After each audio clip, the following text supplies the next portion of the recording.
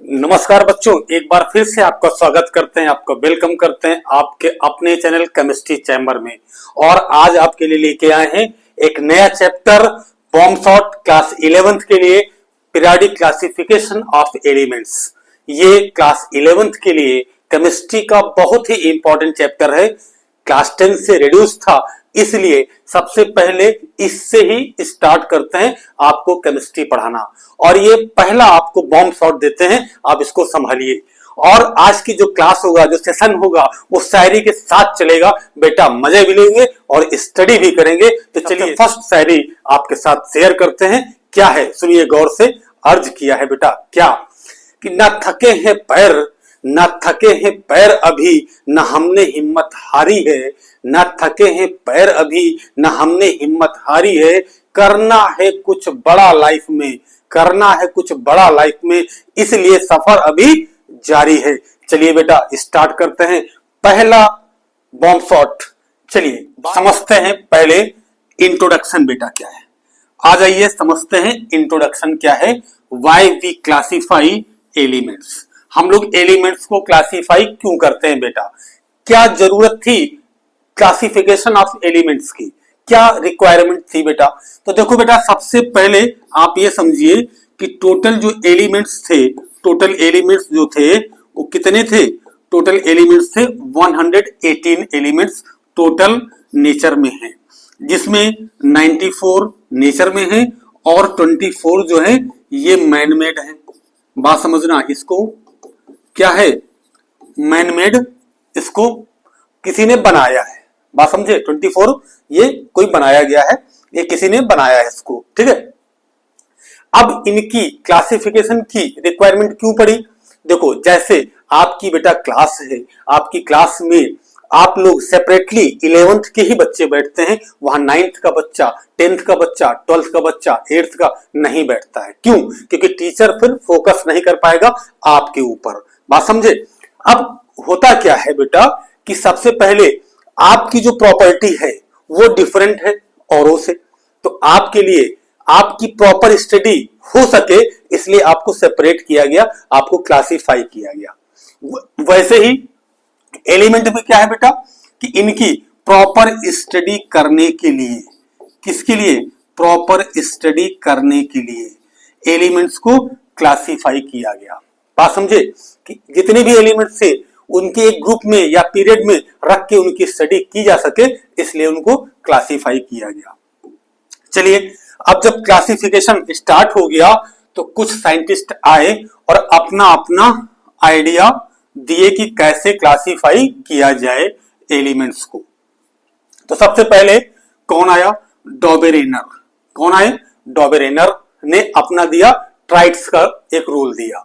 इसमें क्या था बेटा, इसमें यह था कि इसमें 3 एलिमेंट्स को ऐसे रखा कि फर्स्ट और थर्ड का जो मास था, ठीक है, इसका मास लिखा, इसका हाफ किया, तो इसका जो हाफ मास आएगा वो मीन होगा मिडल वाले के। मीन मतलब उसका एवरेज, ठीक है। तो क्या कहता है, this law states that atomic weight of middle elements is a mean of 2 elements which are arranged in increasing order of their weight। Example क्या है, एग्जाम्पल क्या है, Li, सोडियम और पोटेशियम। देखो बेटा इन्होंने क्या किया, 3 के ग्रुप बनाए, 3 एलिमेंट्स को ऐसे रखा कि पहला और तीसरा इसका मास का सम किया और बीच वाले के लगभग बराबर आएगा। तो ऐसे इन्होंने कुछ ग्रुप्स बनाए जहां तक ये बना पाए। तो इनके मेनली 3 ग्रुप्स हम लोग याद करते हैं, कौन सा, सोडियम ये बीच में हो गया आपका, और लिथियम और पोटेशियम ये क्या हो गए, साइड में हो गए। तो इसका मास, इसका सम का हाफ इसके इक्वल आएगा, ठीक है। इन दोनों को जोड़ेंगे और इसका हाफ कर देंगे तो बीच वाले के इक्वल आएगा। ऐसे सेकेंड ग्रुप था कैल्शियम, स्ट्रोंटियम और बेरियम, और था Cl, Br और I। ऐसे इन्होंने ग्रुप्स बनाए और ये जो इनका आइडिया था वो केवल 3 या 4 ग्रुप तक चल पाया, इसके बाद ये क्या हो गए, इनका आइडिया फेल हो गया। अब चलते हैं नेक्स्ट आइडिया देखते हैं बेटा। नेक्स्ट आइडिया क्या था? न्यूलैंड लॉ ऑफ ऑक्टेव, इसको अष्टक का नियम भी कहते हैं। इसमें बेटा क्या था? न्यूलैंड लॉ ऑफ ऑक्टेव्स में बेटा क्या था? देखो, ये एक टोन थी जो म्यूजिशियन प्ले करते हैं। क्या है? सा रे गा मा पा धा नी, फिर आएगा सा। जो म्यूजिक सीखने जाता है सबसे पहले इसको ही वो प्ले करना शुरू करता है और इससे ही वो सीखता है और एक फिर बाद में अच्छा म्यूजिशियन बन जाता है। क्या है? सा रे गा मा पा धा नी सा, ठीक है, यही सिखाया जाता है। अब इसमें क्या है बेटा? अब इसमें देखो, इसके बाद फिर क्या आएगा? सा आएगा, फिर आएगा रे, फिर आएगा गा। ऐसे ही देखो बेटा, एवरी एट्थ एलिमेंट, देखो first, second, third, fourth, fifth, sixth, seventh, ये आ गया एट्थ, ठीक है। Every eighth element have similar property, जो हर आठवां आने वाला एलिमेंट उसकी प्रॉपर्टी क्या होगी? सिमिलर होगी, एक जैसी होगी। बात समझे? इसी बात को इन्होंने लिखा। क्या लिखा देखते हैं, क्या लिखा इन्होंने, इसको देखते हैं। चलिए आते हैं। when elements arranged in order of their increasing atomic weight, the properties of every eighth element were similar to those of the first one, eighth element, ठीक है। हर आठवां आने वाला जो भी एलिमेंट था उसकी प्रॉपर्टी क्या थी? सिमिलर। तो इनके समय बेटा लगभग 56 एलिमेंट जानकारी में आ चुके थे, जिसको इन्होंने क्लासिफाई करना स्टार्ट किया था, लेकिन ये केवल कैल्शियम तक क्लासिफाई कर पाए थे। 20 एलिमेंट तक इन्होंने क्लासिफाई कर पाया था। चलिए ये बात को समझ गए। चलिए अब चलते हैं नेक्स्ट क्लासिफिकेशन देखते हैं। ये फेल हो गए, अब इसके बाद चलते हैं नेक्स्ट। मेंडलीव पीरियोडिक टेबल क्या है? देखो बेटा, मेंडलीव पीरियोडिक टेबल क्या है? इन्होंने क्या किया? मेंडलीव ने क्या किया बेटा, इसको समझते हैं। मेंडलीव ने क्या किया बेटा, इसको समझते हैं। देखो मेंडलीव ने क्या किया, मेंडलीव ने क्या किया, मेंडलीव ने क्या किया? Mendeleev periodic table. The periodic table was created by Mendeleev, who organized the elements known at that time in order of increasing atomic masses. Vertical columns termed groups contain elements. Periods refer to the horizontal rows. ठीक है, इन्होंने ऐसे जो vertical ऐसे column थे इसको इन्होंने कहा ग्रुप, और जो ऐसे कॉलम थे उसको इन्होंने कहा पीरियड। ठीक है, ऐसे इन्होंने टेबल को अरेंज किया। ठीक है, इनका लॉ क्या था कि the physical and chemical properties of element और a periodic function of their atomic mass according to Mendeleev periodic law. इसके अकॉर्डिंग क्या था? इस लॉ के अकॉर्डिंग कि एटॉमिक मास के वो क्या थे? पीरियोडिक फंक्शन थे। मतलब क्या? उसकी जो प्रॉपर्टी थी, किसकी? एलिमेंट्स की, फिजिकल या केमिकल, वो एटॉमिक मास पे डिपेंड करती थी। समझ गए? अब चलते हैं आगे। आगे आइए बेटा, अब समझते हैं इसमें इनकी टेबल कैसे दिखती थी। ये मॉडिफाइड टेबल है। इसके बाद फिर देखेंगे इनका मेरिट्स क्या है और डिमेरिट्स क्या है। देखो बेटा, ये इनकी क्या है? पीरियोडिक टेबल है। इन्होंने ऐसे ये ग्रुप्स हो गए और ऐसे क्या हो गए? पीरियड हो गए। ठीक है, इन्होंने बनाया था इसको। अब ये जो थे पीरियड्स थे वो 7 थे, एक नीचे लिखा हुआ नहीं, इसमें बना नहीं है। बाकी ये जो थे वो 8 थे। क्या इसमें? ग्रुप्स। अब देखो बेटा, इन्होंने क्या किया? इन्होंने हाइड्रोजन को, देखो यहां पर इन्होंने हाइड्रोजन को यहां रखा। ठीक है, हाइड्रोजन इलेक्ट्रॉन लूज करता है, इलेक्ट्रॉन लूज करता है हाइड्रोजन। यहां लिखते हैं हाइड्रोजन इलेक्ट्रॉन लूज कर सकता है और इलेक्ट्रॉन गेन भी कर सकता है। ठीक है, इसलिए इसको यहां रखा। ये कौन से थे एल्कली मेटल थे, एल्कली के साथ रखा। और यहां पर भी बताया कि यहां पर भी हो सकता है हाइड्रोजन के साथ। ये कौन थे बेटा? हाइड्रोजन कौन थे? हाइड्रोजन कौन थे? F, C L, B R और आई, ये थे हाइड्रोजन। क्योंकि इलेक्ट्रॉन गेन कर सकता है हाइड्रोजन, इसलिए इसको हाइड्रोजन के साथ भी इसको रखा गया। ठीक है, लेकिन बेटा इसका प्लेस हमेशा डाउटफुल था, इसके प्लेस के लिए हमेशा झगड़ा था, इसका प्लेस क्लियर नहीं था। जैसे आप स्कूल जाते हो, आपका प्लेस क्लियर है क्या? आपको सीट फिक्स की गई? नहीं की गई ना। आप हमेशा प्लेस के लिए क्या करते हो? झगड़ा करते हो। वैसे हाइड्रोजन भी प्लेस के लिए हमेशा भटकता रहा, इसको क्लियर प्लेस नहीं मिला बेटा। चलिए अब इसके बाद समझते हैं इसमें एक और बात। क्या? इसमें एक और बात समझते हैं बेटा। क्या? देखो अब इसमें कुछ यहां पर देखो बेटा, यहां पर ऐसे वैकेंट स्पेस, ठीक है, छोड़ दिए गए। यहां पर एक इसका फायदा क्या था कि न्यू एलिमेंट की डिस्कवरी के लिए आइडिया लगता है।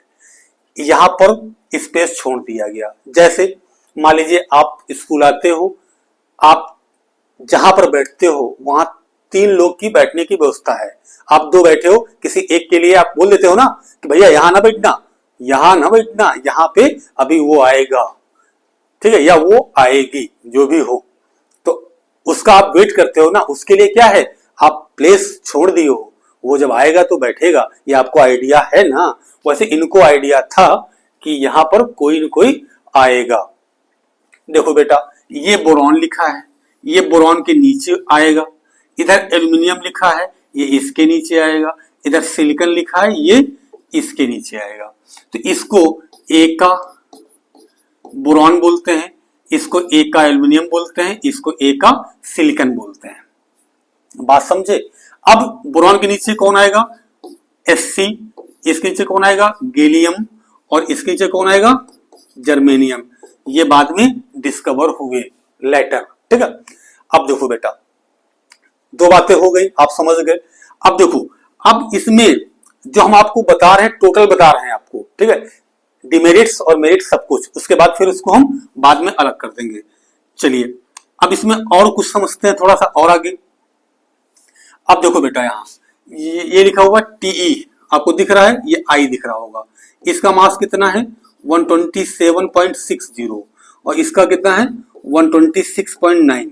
देखो इसका मास क्या है? इसका मास ज्यादा है, इसको पहले रखा गया, इसका कम है, इसको बाद में रखा गया, जबकि ये इंक्रीजिंग ऑर्डर को फॉलो करना चाहिए, ये किया नहीं, तो ये इसका डिमेरिट्स हो गया। ठीक है, बात समझे आप?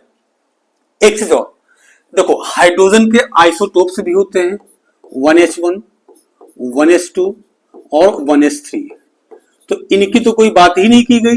इट मींस कि आइसोटोप्स की तो कोई चर्चा ही नहीं है, कोई चर्चा ही नहीं आइसोटोप्स की। क्यों भाई, इनकी चर्चा क्यों नहीं की गई?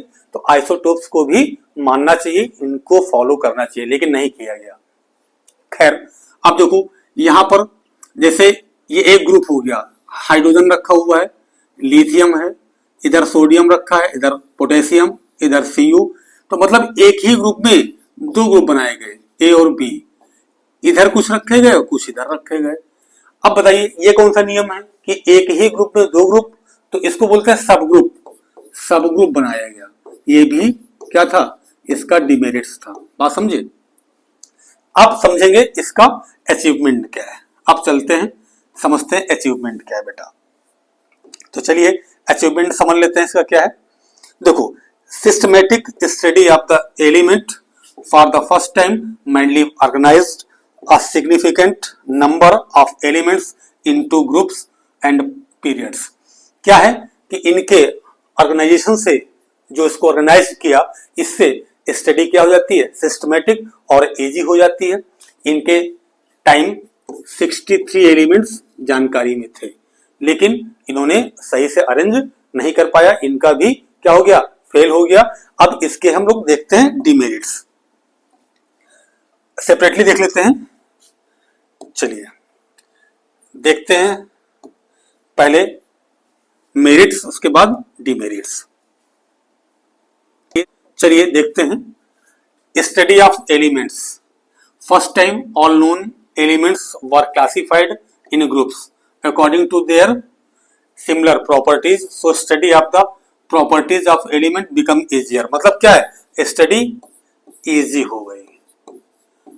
भाई क्यों नहीं हो जाएगी, जब उसको ऑर्गेनाइज कर दिया गया कि भाई ऐसे एक घर में 5 लोग रखे गए, तो अब जो 5 लोग रखे गए उनकी प्रॉपर्टी तो सेम होगी, वो एक जैसी ही बात करेंगे, एक जैसा ही खाना खाएंगे, एक जैसे घर में रहेंगे।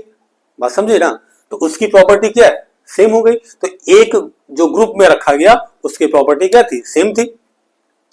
समझ गए ना। उसके बाद क्या है, प्रेडिक्शन ऑफ न्यू एलिमेंट्स। मतलब क्या है, इनके क्लासिफिकेशन से न्यू एलिमेंट्स का क्या लगता है, प्रेडिक्शन लगता है कि नए एलिमेंट की डिस्कवरी हो सकती है। ठीक है, अब बात आती है ए का बोरॉन, ए का एल्युमिनियम और ए का सिलिकॉन। तो ए का बोरॉन क्या है, स्कैंडियम। ए का सिलिकॉन क्या है, ए का सिलिकॉन क्या है, जर्मेनियम। और ए का एल्युमिनियम क्या है, ए का एल्युमिनियम क्या है, गैलियम। ठीक है, इसको बिलो बोरॉन रखा गया, इसको बिलो एल्युमिनियम और इसको बिलो सिलिकॉन रखा गया। इसलिए ए का सिलिकॉन इसको बोलते हैं ए का एल्युमिनियम, इसको बोलते हैं ए का बोरॉन। समझ गए, ये हो गया इसका मेरिट्स। अब बात करते हैं इसकी डिमेरिट्स की, बात करते हैं बेटा, इसकी डिमेरिट्स की बात करते हैं। चलिए बेटा अब बात कर लेते हैं इसकी डिमेरिट्स की। क्या है, प्लेस ऑफ हाइड्रोजन। ठीक है, हाइड्रोजन को फर्स्ट ग्रुप में एल्कली के साथ रखा गया, एल्कली के साथ, और इसको रखा गया 7th ग्रुप में हैलोजन के साथ। ये क्या था, करेक्ट बात नहीं थी। दूसरा, प्लेस ऑफ आइसोटोप्स, इसको कोई प्लेस नहीं दिया गया, ये भी क्या था, रॉन्ग था। Position of lanthanides and actinides. ठीक है, देखो लैंथेनाइट्स एलिमेंट भी होते हैं और एक्टिनाइट्स भी एलिमेंट है, लेकिन उसकी यहां पर कोई जिक्र नहीं किया गया। उसके बाद irregularities in order of weight, irregularities in order of weight. देखो इसमें क्या था, आप देखिए कि आयोडीन को बाद में रखा गया, उसका मास कम था, और टीई को पहले रखा गया, उसका मास ज्यादा था। सब ग्रुप, ये भी इसका क्या था, डिमेरिट्स था बेटा। देखो इन्होंने जो मेडलिफ ने 7 क्या बनाया था, पीरियड्स बनाए थे और 8 बनाए थे ग्रुप्स। ठीक है, लेकिन इसमें कहीं पर नोबेल गैस का कोई जिक्र नहीं है। क्यों, क्योंकि नोबेल गैस उस समय डिस्कवर नहीं हुई थी, इसलिए इनकी टेबल में नोबेल गैस नहीं रखी गई थी। बात समझ गए, यहां तक आप नोट कर लें। इसके आगे फिर एक शायरी के बाद चलेंगे। चलिए बेटा, एक शायरी हो जाती है, उसके आगे फिर चलते हैं, अगला कॉन्सेप्ट देखते हैं। तो अर्ज किया है बेटा, क्या अर्ज किया है, सुनिए। कहीं पहुंचने के लिए, कहीं पहुंचने के लिए कहीं से निकलना होता है, कहीं पहुंचने के लिए कहीं से निकलना होता है, और कुछ बेशकीमती पाने के लिए कुछ बेशकीमती छोड़ना होता है। तो आप कुछ बड़ा पाने के लिए आपको त्याग भी करना पड़ेगा, तो आप त्याग, तपस्या और बलिदान के लिए तैयार रहिए, तब कुछ आपको अच्छा और बड़ा मिलेगा। तो चलिए बेटा नेक्स्ट कॉन्सेप्ट चलते हैं। चलिए बेटा बात करते हैं मॉडर्न पीरियोडिक टेबल की। किसकी बात करेंगे, मॉडर्न पीरियोडिक टेबल की। बेटा इसको हम लोग long form of periodic table भी बोलते हैं, long form of periodic table. ठीक है, ये जो है बेटा ये मोजले की दी हुई टेबल है। ठीक है, मोजले की दी हुई टेबल है बेटा। इसमें बेस क्या था, इसमें बेस बेटा एटॉमिक नंबर इसका बेस था। इसमें जो ऑर्गेनाइज किया गया था टेबल को वो एक चार्ट है that organises all chemical elements into rose called periods and columns called groups. ठीक है, इसको ग्रुप्स में और पीरियड में एलिमेंट्स को ऑर्गेनाइज किया गया था। कितने ग्रुप थे, कितने पीरियड थे, तो यहां समझ लेते हैं बेटा। देखो ऐसे 1 2 3 4 5 6 7 ये आपके हो गए पीरियड, ऐसे क्या है 1 2 3 4 5 6 7 8 9 10 11 12 13 14 15 16 17 18 ये आपके हो गए ग्रुप्स।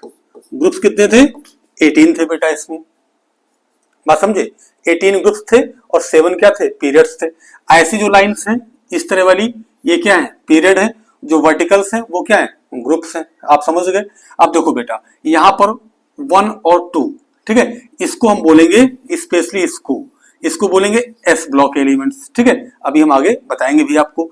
ये जो बीच में है इसको हम लोग बोलेंगे डी ब्लॉक एलिमेंट्स। ठीक है, इधर बोलेंगे हम लोग पी ब्लॉक एलिमेंट्स। ठीक है, अब नीचे जो हो जाएगा ये हो जाएगा एफ ब्लॉक एलिमेंट्स।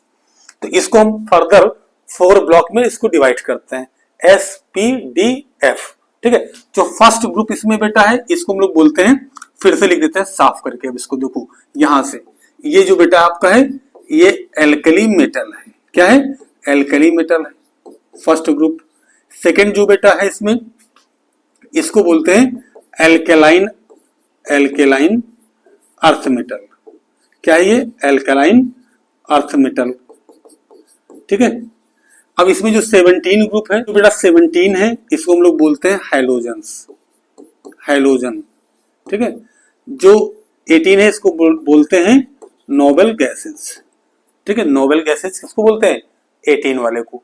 आप समझ गए। अब देखो इसमें मॉडर्न पीरियोडिक लॉ क्या है बेटा, physical and chemical properties of an elements are periodic function of their atomic number. मतलब किसी भी एलिमेंट की जो फिजिकल और केमिकल प्रॉपर्टी थी वो किसका पीरियोडिक फंक्शन था एटॉमिक नंबर का। मतलब क्या है वो एटॉमिक नंबर के अकॉर्डिंग वो चलेगी। फिजिकल और केमिकल प्रॉपर्टी किस पे डिपेंड करेगी एटॉमिक नंबर पे वो डिपेंड करती है बेटा। समझ गए। चलिए अब आगे चलते हैं इसके आगे चलते हैं बेटा। अब क्या है चलिए बेटा यहां एक बात और समझ लेते हैं क्या कि देखो बेटा फर्स्ट पीरियड में 1 2 केवल 2 एलिमेंट्स हैं। फर्स्ट पीरियड में केवल 2 एलिमेंट्स हैं। कितने हैं 2 एलिमेंट्स। ठीक है, केवल 2 एलिमेंट्स हैं फर्स्ट पीरियड में। इसको हम लोग बोलते हैं very short period. Very short period. ठीक है, ये बहुत शॉर्ट है। इसमें कितने बेटा सेकंड वाले में 1 2 3 4 5 6 7 8 इसमें 8 एलिमेंट्स हैं। इसको हम लोग बोलते हैं शॉर्ट पीरियड। क्या बोलेंगे शॉर्ट। इसमें देखो 1 2 3 4 5 6 7 8 इसमें भी 8 है, इसको भी बोलेंगे शॉर्ट पीरियड। ठीक है, इसमें देखो बेटा फोर्थ में 1 2 3 4 5 6 7 8 ऐसे जोड़ते जाइए। ठीक है, ऐसे बेटा इसमें जोड़ते जाइए। इसमें कितने हैं 18, इसको हम लोग बोलेंगे लॉन्ग पीरियड है।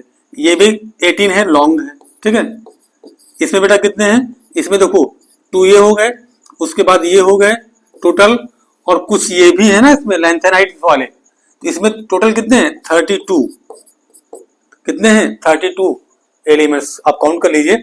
इसको बोलते हैं वेरी लॉन्ग। क्या बोलते हैं वेरी लॉन्ग। और ये जो है आपका लास्ट ये इनकम्प्लीट है, इसको बोलते हैं इनकम्प्लीट। बात समझ गए आप कि short, very short, long, very long और इनकम्प्लीट कौन से पीरियड होते हैं। अब एक चीज और समझेंगे बेटा इसमें।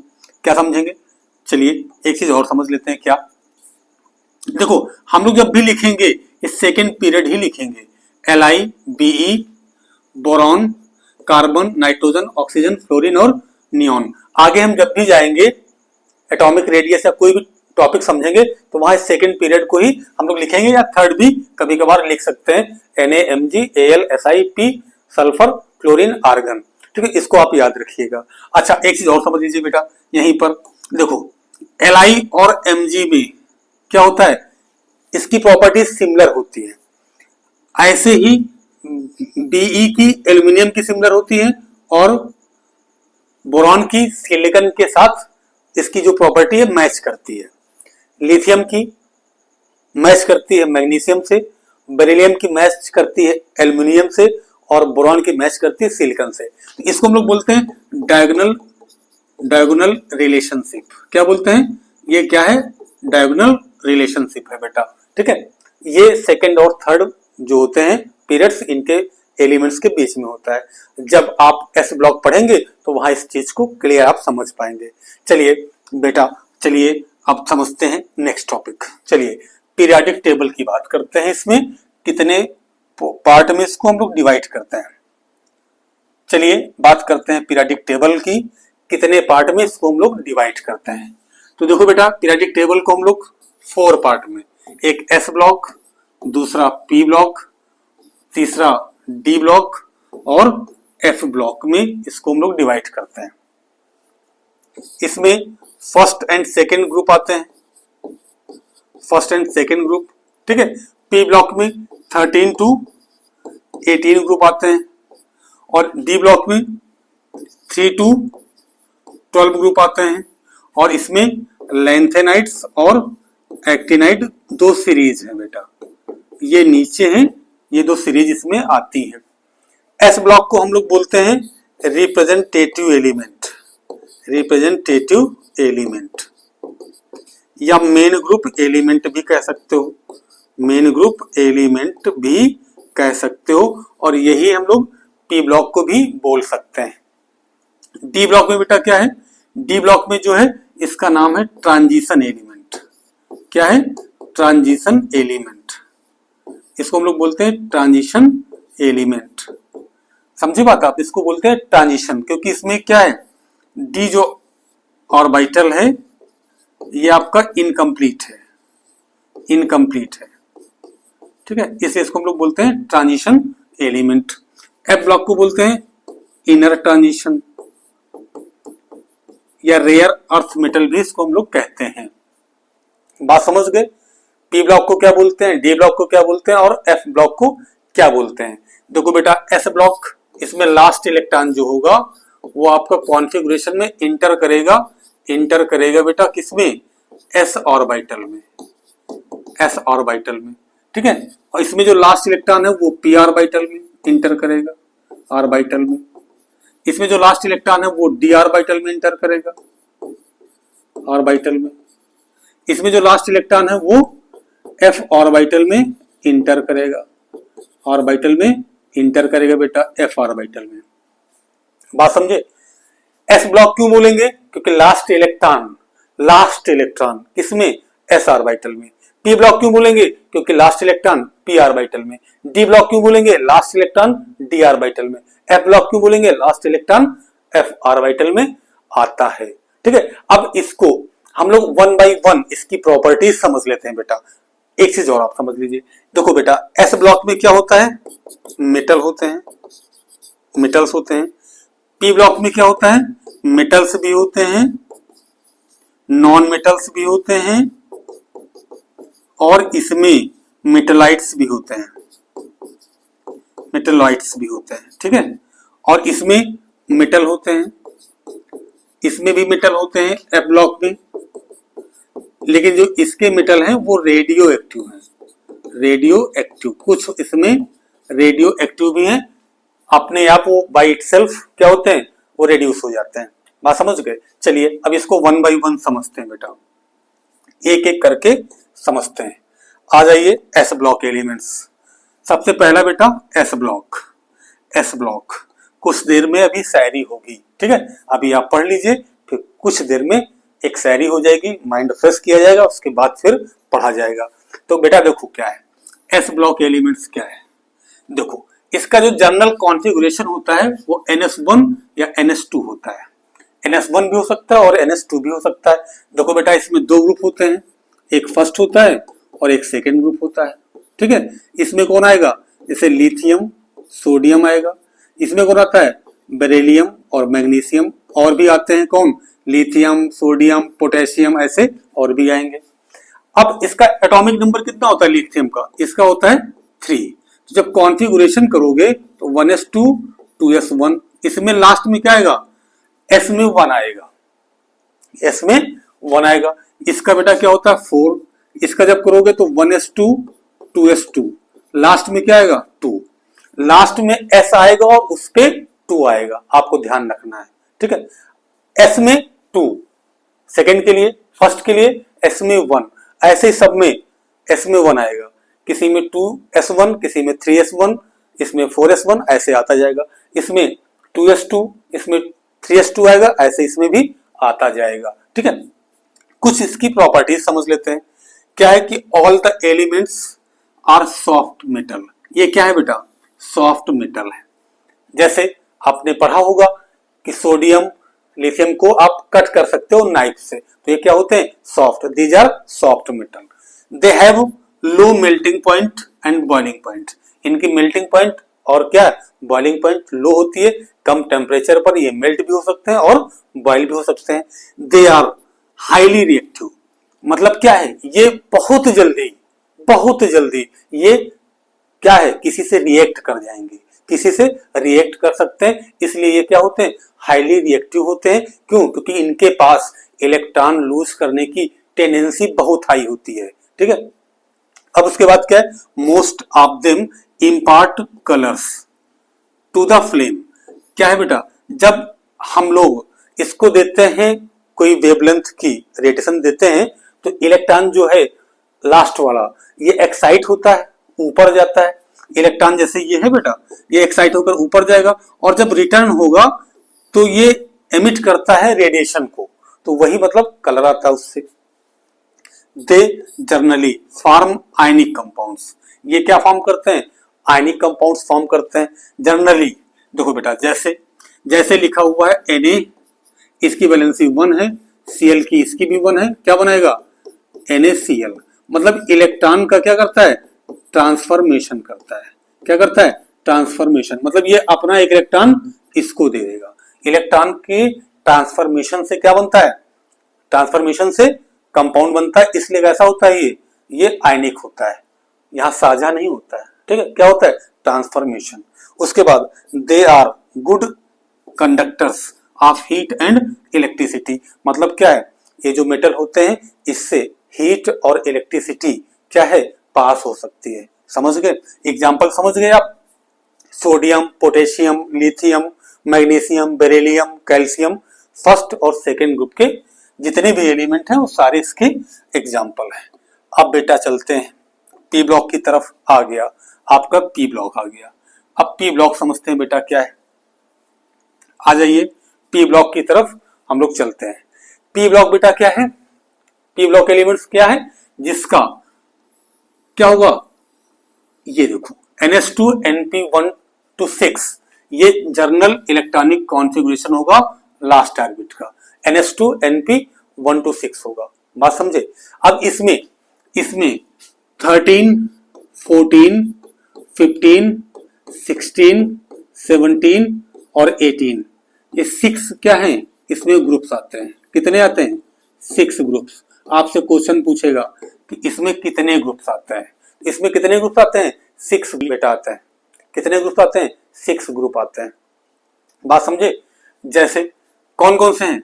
एक हो गई बोरॉन की फैमिली, एक कार्बन की, एक नाइट्रोजन की, एक ऑक्सीजन की, एक फ्लोरीन की, एक हीलियम की, नोबेल गैसेस, इनकी फैमिली होती है। अब देखो, अब इसके लिए पहले वाले के लिए इसके लिए होगा NP1 जब कॉन्फ़िगरेशन करेंगे, NP2, NP3, NP4, NP5 और इसके लिए क्या होगा? NP6 और NH2 सब में सेम होगा। ये जब कॉन्फ़िगरेशन आप करेंगे, इसको हम लोग कराएंगे कॉन्फ़िगरेशन को आपको सेकंड चैप्टर में। बात समझे? अब देखो बेटा, इसमें क्या है? पी ब्लॉक एलिमेंट्स में प्रॉपर्टीज क्या है? The compounds of these elements are mostly covalent. कैसे होते हैं? ये कोवेलेंट कंपाउंड बनाते हैं, मतलब इलेक्ट्रॉन के शेयरिंग से कंपाउंड बनता है। ठीक है, उसके बाद दे शो वेरिएबल ऑक्सीडेशन स्टेट, मतलब इसमें जो स्टेट है वो वेरिएबल होती है। मतलब क्या है? वेरिएबल स्टेट होती है। मतलब इसका क्या है? जैसे सल्फर है, इसकी स्टेट +2 भी हो सकती है, +4 भी हो सकती है, +6 भी हो सकती है। इसको बोलते हैं वेरिएबल स्टेट। एक से ज्यादा स्टेट का होना variable state. In moving from left to right in periods the non metallic character of the element increases. Non metallic character मतलब क्या है? जब इधर से इधर चलेंगे, ठीक है, तो नॉन मेटेलिक कैरेक्टर क्या होगा? इंक्रीज करेगा। उसके बाद क्या है? The reactivity of element in a group generally decreases downwards देखो बेटा, जब इसमें नीचे आएंगे, ग्रुप में नीचे आएंगे, तो इसकी जो रिएक्टिविटी है वो डिक्रीज करेगी। ठीक है। अगला बेटा क्या है कि at the end of each period is a noble gas element with a closed valence shell NH2 NP6 configuration. मतलब क्या है, नोबेल गैस जो होंगे, नोबेल गैस कौन सा है बेटा, हीलियम को छोड़कर, इसको छोड़ दीजिए। इसके बाद क्या आएगा, इसके बाद बेटा आएगा नियॉन। इसका कितना होता है 10। तो क्या होगा कॉन्फ़िगरेशन 1s2 2s2 2p6। देखो इसका जो है ये कॉन्फ़िगरेशन आएगा, मतलब कंप्लीट इसमें फिलिंग होगी इलेक्ट्रॉन की। उसके बाद क्या है, metallic character increases as we go down the group. मतलब क्या है, जब नीचे आएंगे तो इसकी जो मेटेलिक कैरेक्टर इंक्रीज करता है। मेटेलिक कैरेक्टर क्या है, इंक्रीज करता है। बात समझे। अब चलो बेटा आगे चलते हैं, नेक्स्ट समझते हैं बेटा D block elements. D block elements बेटा क्या है, इसको समझेंगे हम लोग। डी ब्लॉक एलिमेंट्स क्या है, इसको समझेंगे। अब देखो बेटा, डी ब्लॉक एलिमेंट्स क्या है कि they are all metals with high melting points. इनकी मेल्टिंग पॉइंट क्या होती है, हाई, और बॉइलिंग पॉइंट क्या होती है, हाई होती है। क्यों, ऐसा क्यों होता है, इसका कॉन्फ़िगरेशन आप देखिए, n-1 D1 to 10 और ns 0 to 2 होता है। मतलब इसमें क्या है, जैसे इसमें कहां से आता है, इसमें थर्ड से लेकर 12 तक, यानी कि 10 ग्रुप्स होते हैं। इसमें कितने होते हैं, 10 ग्रुप्स होते हैं। ठीक है। जैसे इसमें बेटा लिखा है कि 4s2, तो उसके एक पहले 3d, इसमें 1 इलेक्ट्रॉन 2 इलेक्ट्रॉन 3, ऐसे कुछ एक्सेप्शंस भी आएंगे, तो वो भी इसमें आते हैं। ठीक है। अब देखो इसमें डी में क्या है, इलेक्ट्रॉन अनपेयर्ड ज्यादा होंगे, तो उसमें मेटेलिक बॉन्डिंग ज्यादा होगी, इसलिए इसका MPBP क्या होता है, हाई होता है। अब उसके बाद क्या है, the compounds of the elements are generally paramagnetic. ये कंपाउंड्स कैसे होते हैं, जनरली पैरामैग्नेटिक होते हैं। क्यों, क्योंकि इनके पास बेटा अनपेयर्ड इलेक्ट्रॉन होता है। अनपेयर्ड इलेक्ट्रॉन, इसका मतलब क्या होता है, अनपेयर्ड का मतलब, इसका मतलब वो सिंगल इलेक्ट्रॉन होता है। ठीक है।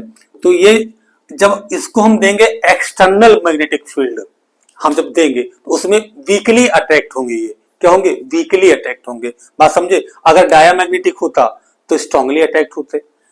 अब उसके बाद क्या है, they mostly form coloured ions. इनके आयंस जो होते हैं वो कैसे होते हैं, कलर्ड होते हैं। जैसे आप देखे होंगे कॉपर का सॉल्ट, कॉपर क्या है, डी ब्लॉक एलिमेंट है, तो कॉपर का जो सॉल्ट होता है वो कैसा होता है, कलर्ड होता है। तो मतलब इसके आयन क्या होते हैं, कलर फॉर्म करते हैं। एक्सिबिट वेरिएबल वैलेंसी, मतलब क्या है, इनकी जो वैलेंसी होती है वो वेरिएबल होती है, या ऑक्सीडेशन स्टेट क्या होता है, वेरिएबल होता है। +1 भी हो सकता है, +2 भी हो सकता है, +3 भी, ऐसे वेरिएबल होता है। They are used as catalyst. इनका यूज हम लोग कैसे करते हैं, एज अ कैटलिस्ट इसका यूज करते हैं। ये बहुत सी रिएक्शन में, जैसे वेनेडियम का ऑक्साइड हो गया B2O5, Fe हो गया, MO हो गया, इनका यूज हम लोग करते हैं एज अ कैटलिस्ट। रिएक्शन में इसका यूज करेंगे तो रिएक्शन की रेट क्या है, इंक्रीज कर जाएगी। आप समझ गए डी ब्लॉक। चलिए अब बात करते हैं बेटा हम लोग, F block elements. F block elements में बेटा आइए इसको समझते हैं। एफ ब्लॉक एलिमेंट्स देखो, इसका जो जनरल कॉन्फ़िगरेशन होता है वो होता है n-2 F 1 to 14 और n-1 D 0 से 1, ये होता है इसका लास्ट ऑर्बिट का कॉन्फ़िगरेशन। ठीक है। अब इसमें लास्ट में NH2 आप यूज कर देंगे। बात समझ गए, ये इसका होता है कॉन्फ़िगरेशन आउटर ऑर्बिट का। अब इसमें देखो बेटा, लास्ट इलेक्ट्रॉन कहाँ आता है, F ऑर्बिटल में आता है। देखो यहाँ पे क्या है, ये F, इस पे लास्ट में इलेक्ट्रॉन आएगा। तो मतलब कैसे, जैसे अगर यहां लिखा जाएगा 6s2, तो उसके पहले क्या आएगा 5d1, या कुछ भी हो सकता है इसमें। उसके फिर आएगा 4f, इसमें 1 से लेकर 14 तक, मतलब 2 पहले का आएगा। समझे। इसकी प्रॉपर्टी बेटा क्या है, the 2 rows of elements at the bottom of the periodic table called the lanthanides। यहाँ पर 2 नीचे बॉटम में होती है, उसको हम लोग बोलते हैं लैंथेनाइड्स, और दूसरी जो होती है उसको बोलते हैं एक्टिनाइड्स। चलो इसको एक बार देखते हैं, इसको देखते हैं। आ जाइए बैक में, थोड़ा सा बैक में आते हैं, आइए बैक में, ये आ गए। ठीक है, देखो यहाँ पर बेटा देखो आपको दिख रहा है, देखो यहाँ पर ये एक हो गया लैंथेनाइड, और ये हो गया एक्टिनाइड्स। ठीक है, यहाँ पर नीचे दो सीरीज बनी हुई है, बेटा। अब देखो, अब इसमें ये इतना तो था डी ब्लॉक का, ये है एफ ब्लॉक का। अब देखो यहाँ पर ये जो स्टार बना हुआ है, इसमें ही लैंथेनाइड है और इसमें एक्टिनाइड है। ठीक है, लैंथेनाइड ऊपर वाले स्टार में और इसमें एक्टिनाइड से, और इसका जो एटॉमिक नंबर यहाँ होगा 57 से 71 इसमें होगा, और इसमें आ जाइए क्या है 89 से 103 तक, 103 तक इसके बीच में आ जाएगा। इसी को उठाकर बाहर कर दिया गया, बात समझ गए आप, इसी को उठाकर बाहर कर दिया गया। क्लियर ना बात आपको? चलिए, ये है आपका एफ ब्लॉक एलिमेंट्स। तो यहाँ पे दो सीरीज होती है, एक ये और एक ये। अब इसमें कुछ जो एलिमेंट्स होते हैं वो क्या होते हैं, वो रेडियो एक्टिव भी होते हैं। अब आते हैं अपने ओरिजिनल टॉपिक पे, कहाँ पे चल रहे थे ये। अब देखो बेटा, यहाँ पर प्रॉपर्टी समझ रहे थे, देखो अब यहाँ पर क्या समझना है आपको, यहाँ पर समझना है कि यहाँ पर दो सीरीज थी, एक लैंथेनाइड और दूसरा एक्टिनाइड्स। देखो लैंथेनाइड 58 से 71 तक, ठीक है, और एक्टिनाइड्स 90 से कहाँ तक, 103 तक। ठीक है, these two series of element are called inner transition element. इनको हम लोग क्या बोलते हैं, इनर ट्रांजिशन बोलते हैं। दे आर ऑल मेटल, सभी मेटल हैं। उसके बाद क्या है, with in each series the properties of the elements are quite similar. Series के बीच में इनकी जो प्रॉपर्टी है वो सिमिलर होती हैं। Most of the elements of the actinide series are radio active.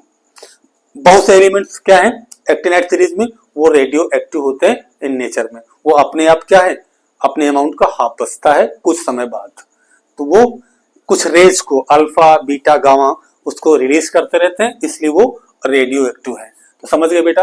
देखो यहां पर इसकी बहुत डिटेल स्टडी नहीं है, एस ब्लॉक की, पी ब्लॉक की, डी ब्लॉक की, एफ ब्लॉक की, क्योंकि इनका सेपरेटली चैप्टर्स बने हुए हैं। S block, P block, D block, F block, इनका सेपरेटली चैप्टर है जहां पर आप डिटेल में स्टडी करेंगे। ठीक है, यहां पर तो केवल प्रॉपर्टीज को डिस्कस करना था, आपको बता दिए। अब चलते हैं मेन, आते हैं अगले कॉन्सेप्ट में जिसका बेसब्री से इंतजार था, ये पीरियोडिसिटी क्या है। नेक्स्ट हेडिंग क्या होगी अपनी, पीरियोडिसिटी क्या है बेटा। पीरियोडिसिटी देखो क्या है कि the repeating pattern of chemical and physical properties of elements when arranged by increasing atomic number in the modern periodic table. देखो मॉडर्न पीरियोडिक टेबल में फिजिकल और केमिकल प्रॉपर्टी का जो रिपीटिंग पैटर्न होगा उसको हम लोग बोलेंगे पीरियोडिसिटी। क्या बोलेंगे, इसको हम लोग बोलते हैं पीरियोडिसिटी। ठीक है, क्या है कि the tendency of properties to repeat at regular interval. जो क्या है एक रेगुलर इंटरवल पर जो प्रॉपर्टी रिपीट करे उसको हम लोग बोलते हैं पीरियोडिसिटी। मतलब कैसे बेटा, क्या है इसमें, देखो जैसे ये आपका फर्स्ट ग्रुप हो गया HLI Na, और ये हो गया आपका B, ऐसे यहाँ 18 तक आएगा। ठीक है, तो अब देखो बेटा यहाँ जो इसकी प्रॉपर्टी होगी, अब इसमें से मैच नहीं करेगी, अब इसकी मैच कहाँ करेगी, Na के साथ। तो ये क्या हो गया, ये कुछ डिस्टेंस हो गई जहां तक ये मैच नहीं करती है। उसके बाद फिर क्या है, इसमें मैच करेगी, तो क्या है रेगुलर इंटरवल के बाद वो मैच करती है, उसी को हम लोग बोलते हैं पीरियोडिसिटी। ठीक है, पीरियोडिक ट्रेंड भी इसको हम लोग कहते हैं। तो बेटा इसमें अब कौन कौन से ट्रेंड है उसको हम लोग समझेंगे। सबसे पहले बेटा क्या है, एटॉमिक रेडियस। सबसे फर्स्ट हेडिंग क्या है, एटॉमिक रेडियस। बेटा एटॉमिक रेडियस क्या है, कैसे इसको हम लोग डिफाइन करते हैं बेटा, क्या है, it is defined as the distance from the centre of the nucleus to the outermost shell containing the electron. देखो बेटा ये एक हमारे पास न्यूक्लियस हो गया, क्या है न्यूक्लियस, इसके पास क्या हो गया, प्रोटॉन हो गया। अब ये इलेक्ट्रॉन क्या है, रिवॉल्व कर रहे हैं आउटर में। ठीक है, तो ये जो लास्ट इलेक्ट्रॉन है जो आउटसाइड है, ठीक है, आउटर मोस्ट, इसकी इस न्यूक्लियस से डिस्टेंस, इस डिस्टेंस को हम लोग बोलते हैं एटॉमिक रेडियस। क्या बोलते हैं? न्यूक्लियस से, सेंटर से जो डिस्टेंस होगी आउटर मोस्ट इलेक्ट्रॉन की जिस सेल में है, उस सेल के और न्यूक्लियस के बीच के डिस्टेंस को हम लोग बोलते हैं एटॉमिक रेडियस। बात समझे आप? चलिए, ये आपके पास लिखा हुआ है सेकेंड पीरियड, क्या है? Li, Be, boron, carbon, nitrogen, oxygen, fluorine और नियॉन।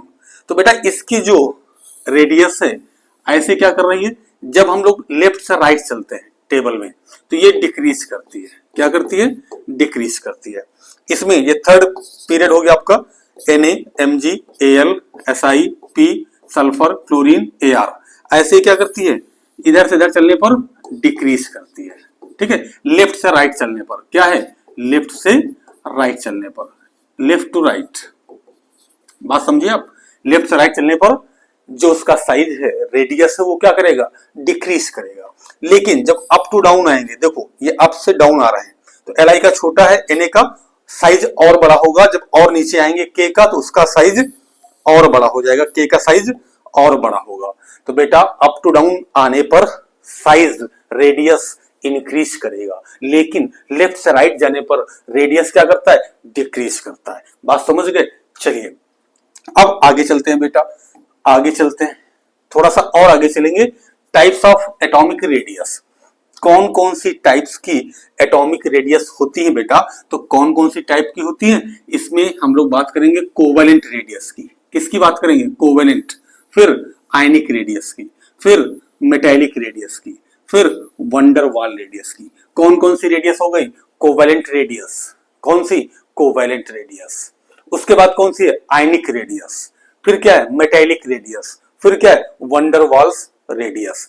ये 4 टाइप की हम लोग रेडियस देखेंगे और तब समझ में आएगा कि एटॉमिक रेडियस कैसे क्या होता है इसमें।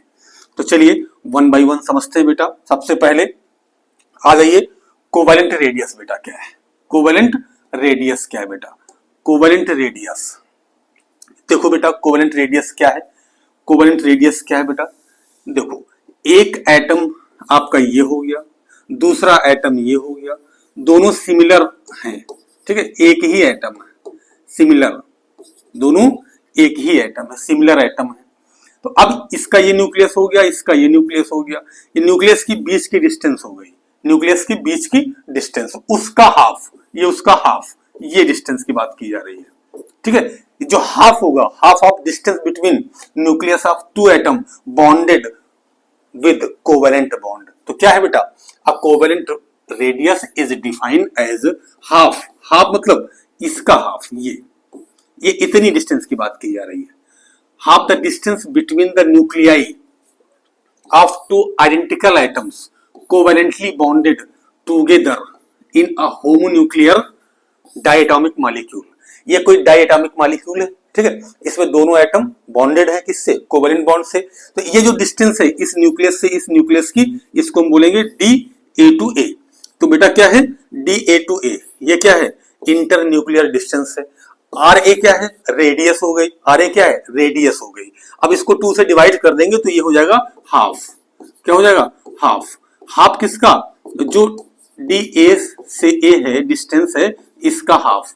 ठीक है, यही क्या कहलाती है? यही कहलाती है कोवेलेंट रेडियस। बात समझ गए? दोनों एटम कैसे होंगे? सेम होंगे। बात क्लियर हो गई आपको सेम एटम के लिए? चलिए अब हम लोग इसके बाद, तो चलिए बेटा अगर बात हम लोग करेंगे, हम लोग अगर बात करते हैं बेटा डिसिमिलर एटम के लिए, जैसे मान लीजिए यहां नोट करते हैं सेकेंड पॉइंट, एक एटम ए हो गया, दूसरा एटम हो गया बी, इसका न्यूक्लियस ये ए एटम हो गया, ये बी एटम हो गया।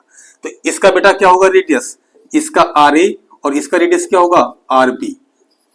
ठीक है, अब इसमें जो इंटर न्यूक्लियर डिस्टेंस होगी ए टू बी, ये दोनों का सम होगा R A plus R B. लेकिन जब आप लिखेंगे एक्यूरेट, जब आप लिखेंगे एक्यूरेट तो क्या हो जाएगा? 0.09 और इसको काई ए माइनस काई बी। ठीक है, इसमें इतना और माइनस करना पड़ेगा, इलेक्ट्रोनेगेटिविटी डिफरेंस। क्या है? ये दोनों का इलेक्ट्रोनेगेटिविटी डिफरेंस, क्योंकि जो ये इंटर न्यूक्लियर डिस्टेंस है इसकी बीच की डिस्टेंस, ये ए की न्यूक्लियस की और बी की न्यूक्लियस की जो बीच की डिस्टेंस है वो सम होगा R A, radius of A atom, and radius of B atom, और इसमें एक फैक्टर काम करेगा इसका इलेक्ट्रोनेगेटिविटी, तो उसको हम माइनस करके 0.09 से मल्टीप्लाई करेंगे और उसको भी माइनस करेंगे इसमें, तो हमारा निकलेगा इंटर न्यूक्लियर डिस्टेंस। तो बेटा समझ गए आप। चलिए नेक्स्ट देखते हैं, अब इसमें नेक्स्ट देखते हैं आयनिक रेडियस। क्या है आयनिक रेडियस? बेटा आयनिक रेडियस क्या है इसको समझेंगे। आयनिक रेडियस क्या है? देखो, the distance from the nucleus to the outermost electron shell of an ion. कोई आयन अगर है आपके पास, जैसे ये कोई आयन है, देखो ये कोई ए आयन है। क्या है? ए आयन है। तो ये न्यूक्लियस हो गया बेटा, न्यूक्लियस हो गया। अब यहां पर इलेक्ट्रॉन्स होंगे। क्या होंगे? इलेक्ट्रॉन क्लाउड्स होंगे आयन में जो होंगे। इसका जो बीच का डिस्टेंस है इसको हम लोग बोलते हैं आयनिक रेडियस। क्या बोलते हैं? आयनिक रेडियस बोलते हैं।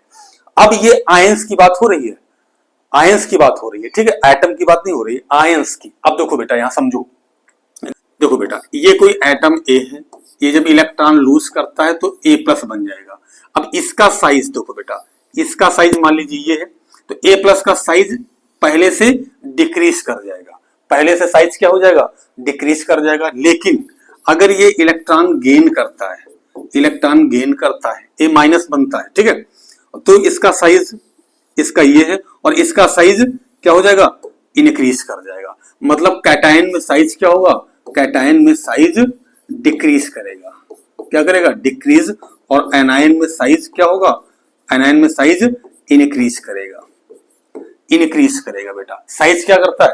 इंक्रीज करता है। क्यों करता है इंक्रीज? देखो इंक्रीज करने का रीजन है और डिक्रीज करने का भी रीजन है। क्या? देखो जैसे यहां से जब आउटर ऑर्बिट से इलेक्ट्रॉन निकल गया, तो अब ये जो न्यूक्लियस है, न्यूक्लियस का जो आउटर मोस्ट जो इलेक्ट्रॉन है, इसके बीच में अट्रैक्शन काम करता है। क्या काम करता है? अट्रैक्शन। तो वो उसको अपनी ओर खींचेगा। लेकिन जब आप इलेक्ट्रॉन ऐड करेंगे, ठीक है, तो रिपल्सन काम करेगा और उसको वो दूर करेगा। बात समझ गए? Attraction repulsion. चलिए अब आगे चलते हैं बेटा, आगे चलते हैं। अब देखते हैं मेटेलिक रेडियस क्या है। बेटा मेटेलिक रेडियस क्या है? देखो मेटेलिक रेडियस में क्या है बेटा, जैसे कोई ये आपके दिख रहे हैं मेटल, मेटल ये एक हो गया, ये दो हो गया, दोनों मेटेलिक बॉन्ड से आपस में क्या है? जुड़े हैं। मेटेलिक बॉन्ड से क्या है? ये जुड़े हैं। तो ये एक मेटल का न्यूक्लियस हो गया, ये दूसरे का हो गया, ये इसके बीच की डिस्टेंस हो गई, इसको बोलेंगे डी एम से एम, ठीक है, डी एम टू एम।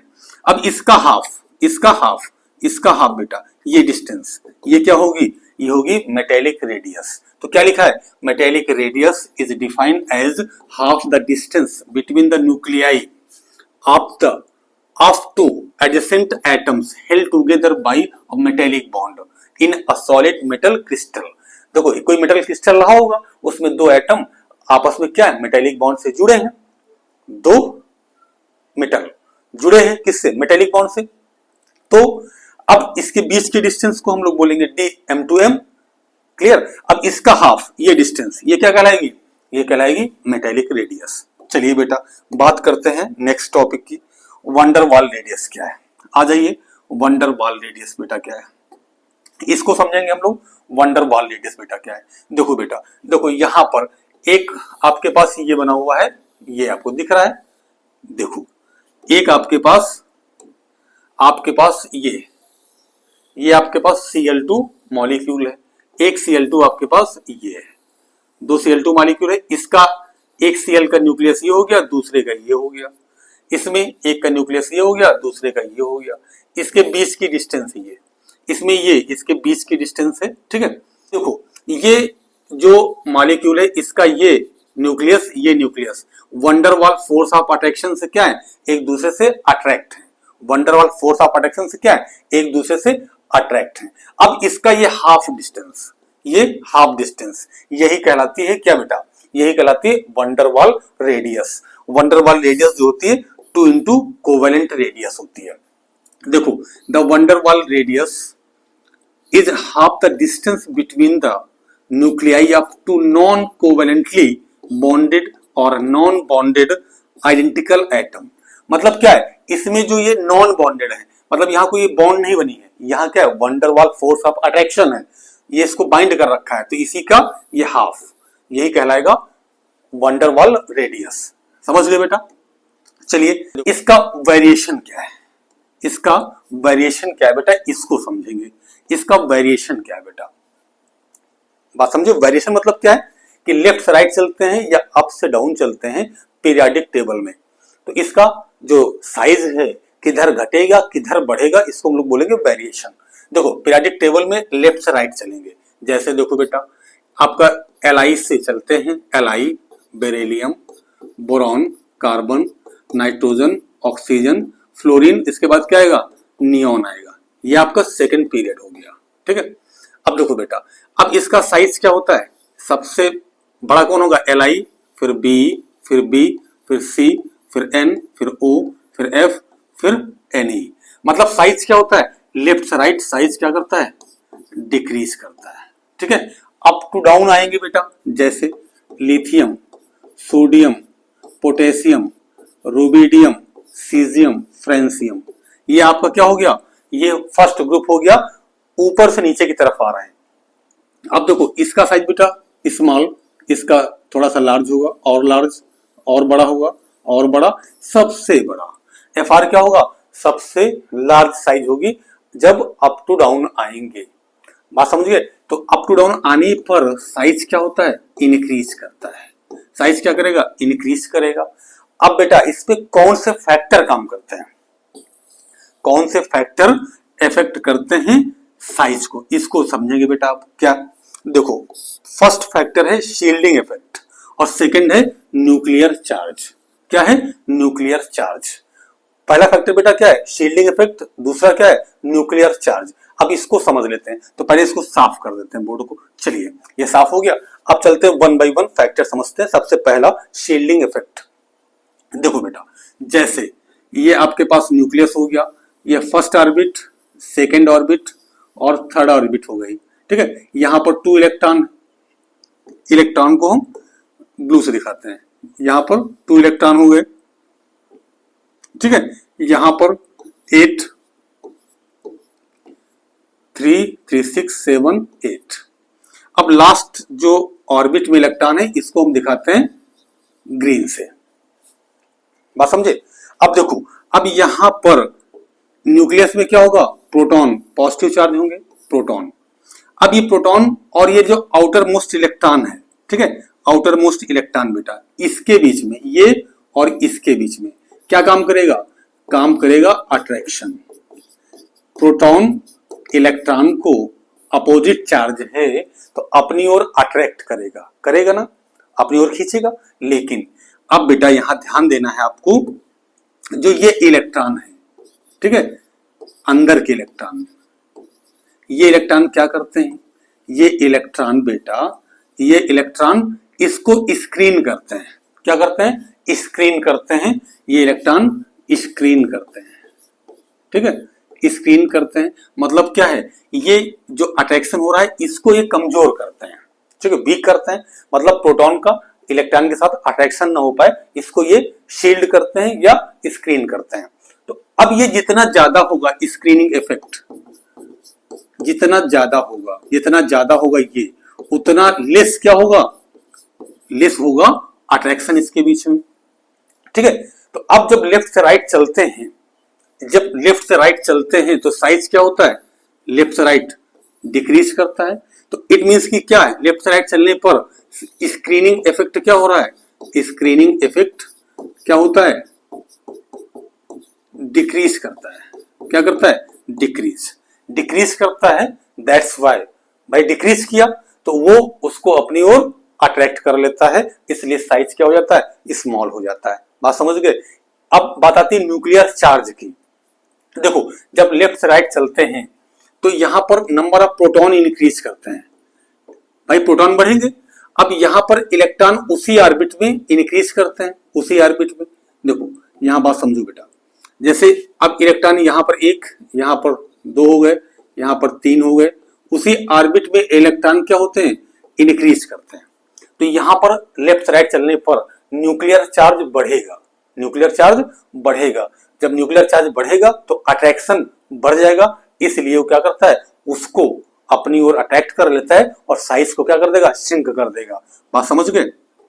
चलिए अब नीचे आने पर क्या होता है, देखो बेटा देखो LINA इसमें 2 1 होगा, इसमें 2 8 1 होगा, इसमें 2 8 8 1 होगा।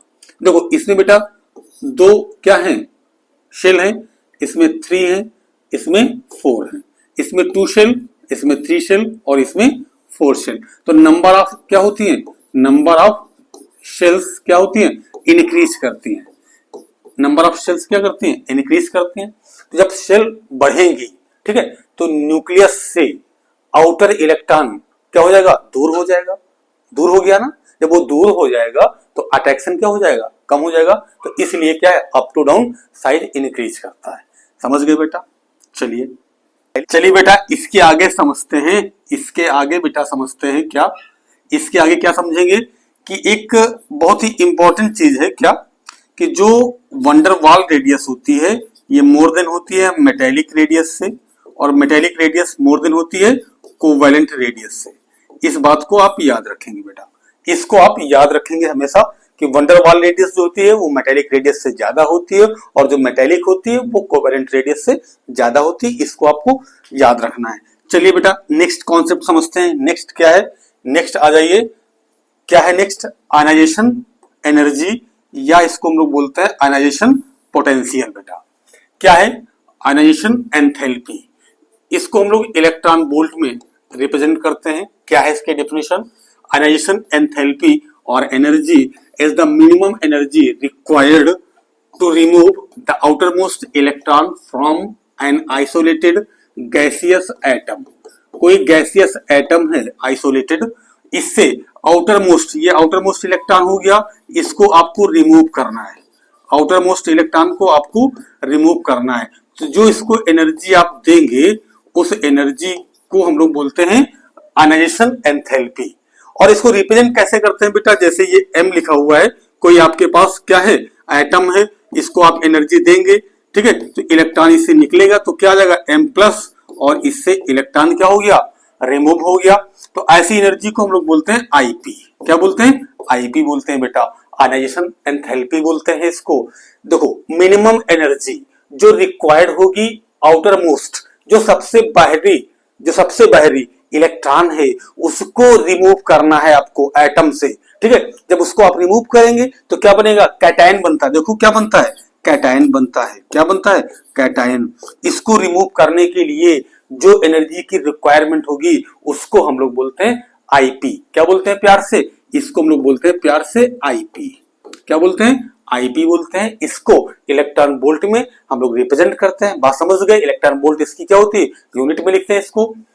समझ गए आप, क्लियर हो गया बात आपको। चलिए अब चलेंगे बेटा थोड़ा सा और आगे समझेंगे।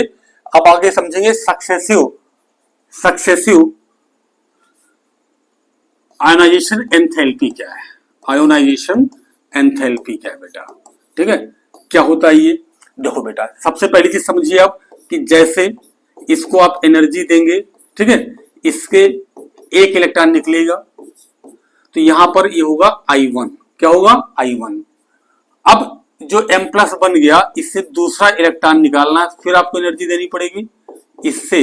अब क्या बन जाएगा, +2 बन जाएगा, एक इलेक्ट्रॉन फिर निकल जाएगा, इसको बोलेंगे I2। अब जो ये हो गया M2+, फिर एनर्जी देंगे बेटा और इससे क्या निकलेगा, M3+ बन जाएगा, एक इलेक्ट्रॉन फिर निकल जाएगा और ये होगा I3। तो I3 जो होगा वो ग्रेटर होगा I2 से और I2 ग्रेटर होगा I1 से। इसको कहते हैं सक्सेसिव IP बोलते हैं। मतलब क्या है बेटा, अगर आपको फर्स्ट इलेक्ट्रॉन आपको निकालना है, ठीक है, तो जो एनर्जी लगेगी उसके बाद सेकंड निकालना है। अब यहां पर जो एनर्जी लगेगी इसके बाद आपको निकालना है थर्ड इलेक्ट्रॉन। ऐसे आपको और भी निकालना हो अगर, ठीक है। तो ये E1 हो गया, E2 हो गया, E3 हो गया। तो इसमें E3 जो होगा वो E2 से ज्यादा होगा, E2 जो है वो E1 से ज्यादा होगा। इसको बोलते हैं सक्सेसिव आयनाइजेशन एंथैल्पी बोलते हैं बेटा। बात समझ गए आप। जैसे ये आपका न्यूक्लियस हो गया, ये आपके पास क्या है, ऑर्बिट है, ये आपके पास आउटर इलेक्ट्रॉन है, आउटर इलेक्ट्रॉन बेटा, ये आउटर इलेक्ट्रॉन, ठीक है। यहां पर 3 इलेक्ट्रॉन आउटर है, इसको निकालना है तो आपको एनर्जी देनी होगी, ठीक है। एक इलेक्ट्रॉन निकल गया तो अब इसके पास कितने बचे बेटा, अब इसके पास बचे 2 इलेक्ट्रॉन। कितने बचे बेटा, अब इसके पास बचे 2, ठीक है, क्योंकि एक तो निकल गया। अब इसको निकालना है तो आपको फिर एनर्जी देनी पड़ेगी इसको। अब इसको निकालना है तो फिर आपको एनर्जी देनी पड़ेगी। अब बचेगा इसके पास 1 इलेक्ट्रॉन, ठीक है। अब इसको निकालना है तो फिर आपको एनर्जी देनी पड़ेगी। अब इसके पास बचेगा, बाहर से इलेक्ट्रॉन क्या हो गया, खत्म हो गया, तो ये ऑर्बिट आपकी खत्म हो गई, ठीक है। तो अब ये जो एनर्जी होगी ये सबसे कम होगी, ये थोड़ी सी ज्यादा होगी, ये सबसे ज्यादा होगी। अब आप समझ गए। देखो बेटा, जैसे देखो बेटा इसमें क्या है, समझना कैसे है। ये आप यहां पर बैठे हुए हैं, यहां पर आप बैठे हुए हैं, ठीक है, आप बैठे हुए हैं। आपके पास एक सामान आपके पास रखी है, एक आपसे दूर रखी है। अब चोर आएगा तो इसको दूर वाली को इजीली उठा के लेके चला जाएगा, क्योंकि आपसे दूर है ना, आपकी पकड़ से थोड़ा सा दूर है, तो इसको एनर्जी कम लगानी पड़ेगी। लेकिन अब जब एक बार आपकी सामान गायब हो गई तो आप क्या हो जाएंगे, अलर्ट हो जाएंगे। तो अब अगर चोर को इसको लेने आना है तो अधिक एनर्जी उसको लगानी पड़ेगी, क्योंकि इसके लिए आप भी अलर्ट बैठे हुए हैं, लाठी लेकर बैठे हैं। अगर अब वो आएगा तो अब वो कूटा जाएगा, ठीक है। इसलिए अब उसको अधिक एनर्जी लगानी पड़ेगी, वो कुछ ज्यादा पावर के साथ आपके पास आएगा और इस सामान को लेकर जाएगा, ठीक है। बात समझ गए। चलिए तो चलिए बेटा आप समझते हैं वेरिएशन ऑफ आईपी।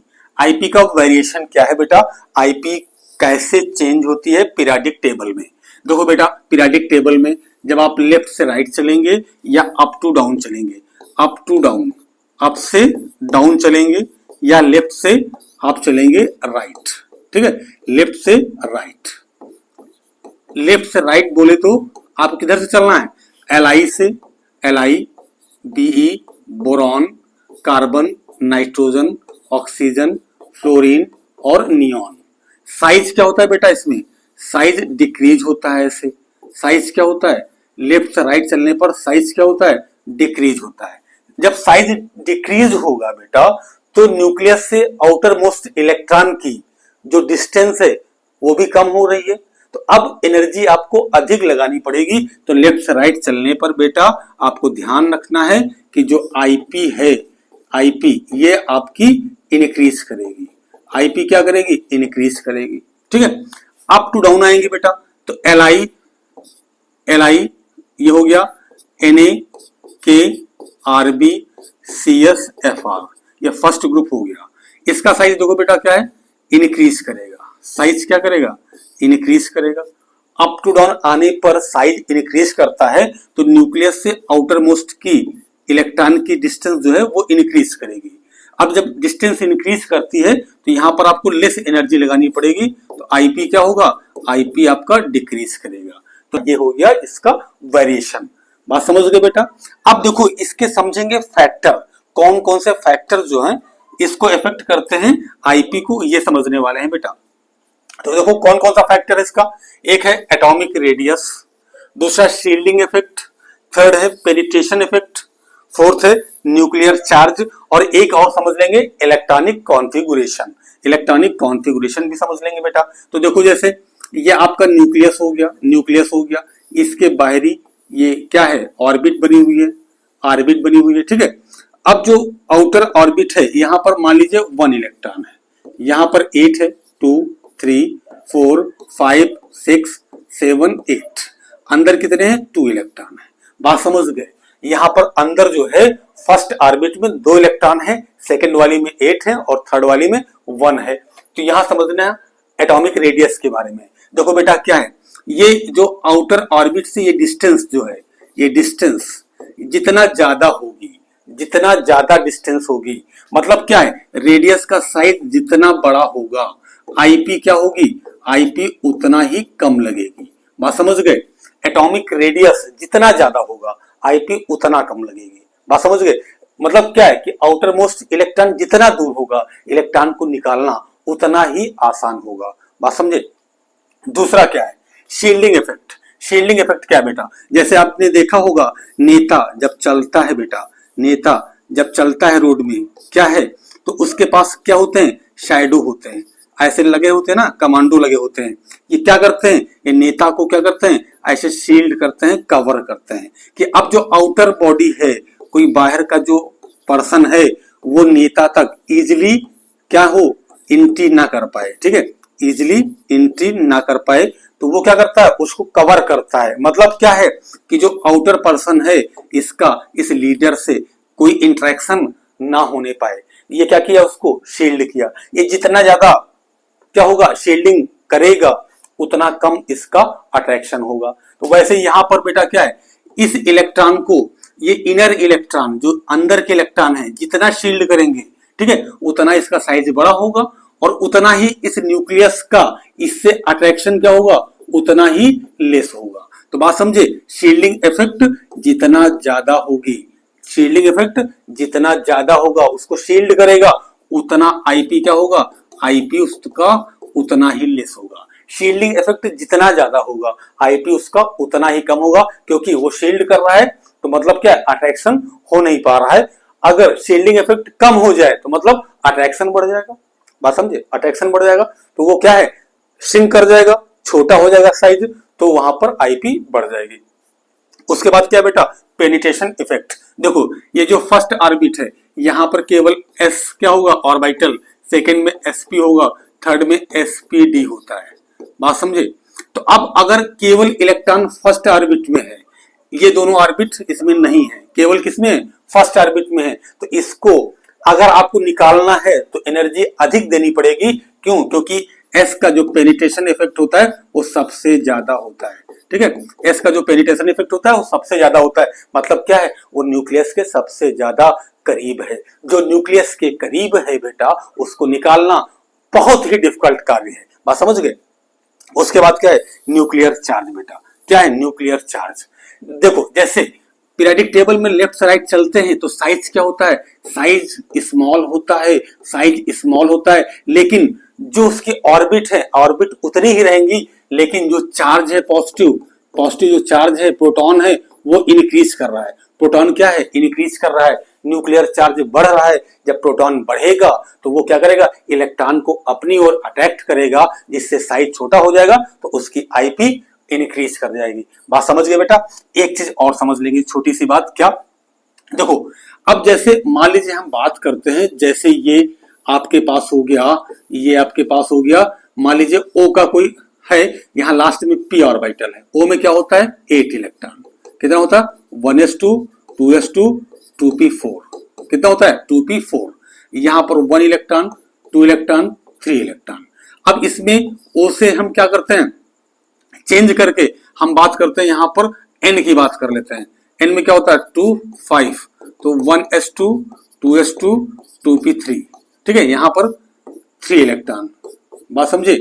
तो अब देखो यहां पर 4 होंगे, तो एक यहां और बढ़ा देंगे, पी में क्या हो जाएगा, ये आपका हो गया लास्ट 2p4, ये हो गया 2p3।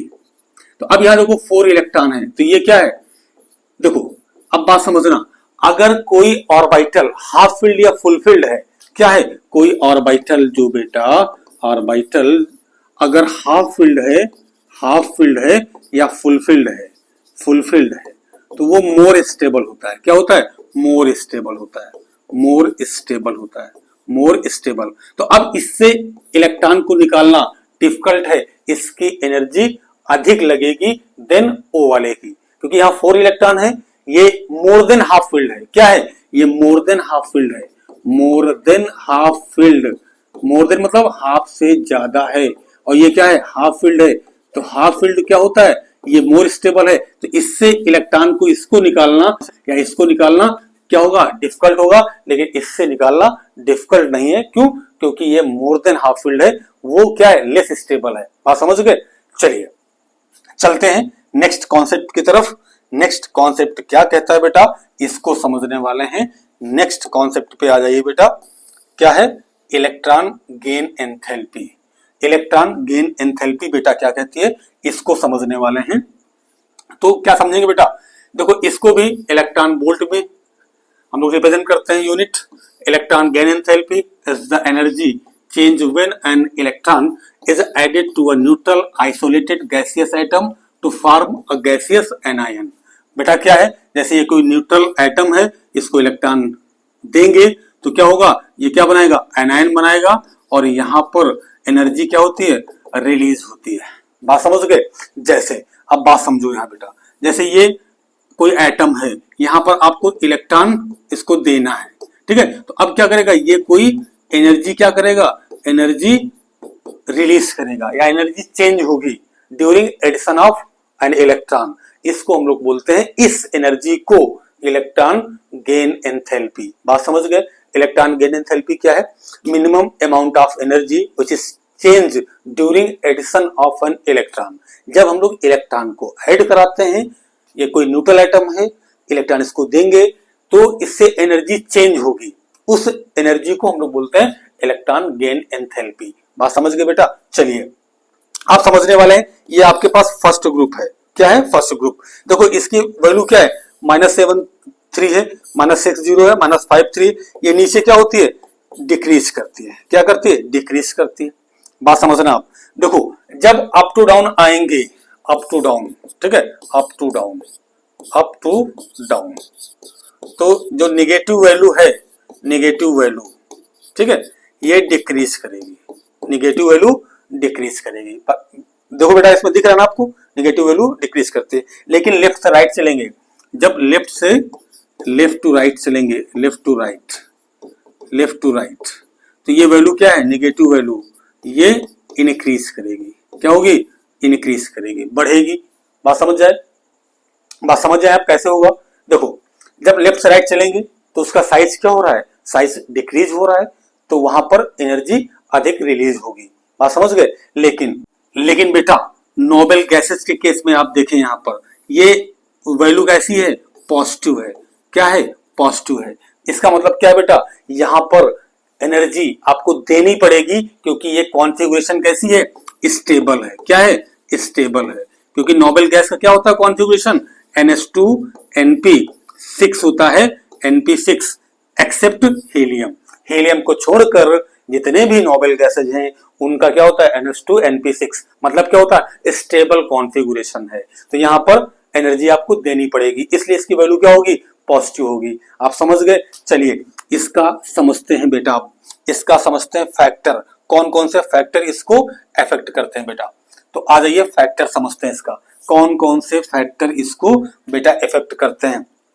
देखो बेटा सबसे पहला क्या है, एटॉमिक रेडियस, दूसरा क्या है, इलेक्ट्रॉनिक कॉन्फ़िगरेशन, थर्ड क्या है, शील्डिंग इफेक्ट। ठीक है। देखो बेटा जैसे ये आपके पास न्यूक्लियस, ये first orbit, second orbit and third orbit, यहां पर आप वैसे ही इलेक्ट्रॉन लगाएं, यहां पर 2 इलेक्ट्रॉन्स हैं, यहां पर 8, 3, 4, 5, 6, 7, 8, यहां पर 1 इलेक्ट्रॉन है। क्या है, 1 इलेक्ट्रॉन। अब देखो बेटा इसका साइज जितना लेस होगा उसकी इलेक्ट्रॉन गेन एंथैल्पी उतना ही ज्यादा होगा। साइज जितना क्या होगा, छोटा, इलेक्ट्रॉन गेन एंथैल्पी उतना ही उसकी क्या होगी, ज्यादा होगी। अगर साइज जितना बड़ा होगा उसकी इलेक्ट्रॉन गेन एंथैल्पी क्या होगी, उतनी ही स्मॉल होगी। बात समझे। जैसे मान लीजिए साइज इसका छोटा कर दे, साइज आप छोटा कर दे इसका, ठीक है। तो अब ये जो डिस्टेंस है ये क्या है, ये कम हो गई, साइज स्मॉल हो गया। जब स्मॉल हो गया तो यहां जब इलेक्ट्रॉन इसको देंगे, ठीक है, इलेक्ट्रॉन इसको देंगे तो यहां पर अधिक अमाउंट की एनर्जी क्या होगी, रिलीज होगी। तो जैसे आप साइज डिक्रीज करेंगे तो इलेक्ट्रॉन गेन एंथैल्पी क्या होगी, निगेटिव वैल्यू इंक्रीज करेगी। साइज आप बढ़ाएंगे तो निगेटिव वैल्यू डिक्रीज करेगी। बात समझ गए। यही आपको बताए थे ना भी कि अप टू डाउन आने पर निगेटिव वैल्यू क्या होती है, डिक्रीज करती है, और लेफ्ट साइड चलने पर निगेटिव वैल्यू इंक्रीज करती है। उसके बाद बात करते हैं इलेक्ट्रॉनिक कॉन्फ़िगरेशन की, इलेक्ट्रॉनिक कॉन्फ़िगरेशन की। देखो बेटा इसमें क्या है, इसमें क्या है बेटा, अब समझो इसको। जैसे मान लीजिए, तो बेटा इसमें समझेंगे क्या, पहले लिखेंगे n, इसका एटॉमिक नंबर 7 होता है, 1s2 2s2 2p3, ये उसका होता है कॉन्फ़िगरेशन। तो लास्ट का बना लीजिए ऑर्बिटल, 3 इलेक्ट्रॉन यहां पर आप फिल कर दीजिए, 3 इलेक्ट्रॉन आप फिल कर दिए, ठीक है। ये क्या है, हाफ फील्ड है, क्या है, हाफ फील्ड है। तो बेटा जानते हो कि हाफ फील्ड क्या होता है, मोर स्टेबल होता है। अब बात करते हैं सी की। तो 6 इसमें इलेक्ट्रॉन होते हैं, 1s2 2s2 2p2, ठीक है। अब इसका बना लीजिए, इसमें यहाँ पर 2 इलेक्ट्रॉन हो गए, ठीक है बेटा। अब देखो, अब इसमें आपको एक इलेक्ट्रॉन ऐड कराना है यहाँ पर, और एक इलेक्ट्रॉन यहाँ पर आपको ऐड कराना है। तो इसमें तो इजीली हो जाएगा और इसकी निगेटिव वैल्यू आएगी, ठीक है। एनर्जी क्या करेगा, ये रिलीज करेगा। लेकिन ये हाफ फील्ड है, क्या है, हाफ फील्ड है। तो हाफ फील्ड होने की वजह से बेटा ये एनर्जी इसको आपको देनी पड़ेगी। तो ये एनर्जी क्या करेगा, गेन करेगा, यानी कि इसकी वैल्यू कैसी होगी, पॉजिटिव होगी। कैसे होगी, पॉजिटिव। बात समझ गए। एक चीज और समझ लेते हैं, नोबेल गैसेस जो बेटा होती है, इसको कॉन्फ़िगरेशन होता है NH2 NP6, ठीक है। सभी का यही होता है, केवल हीलियम का क्या होता है, NH2। तो ये भी कंप्लीटली फिल्ड है।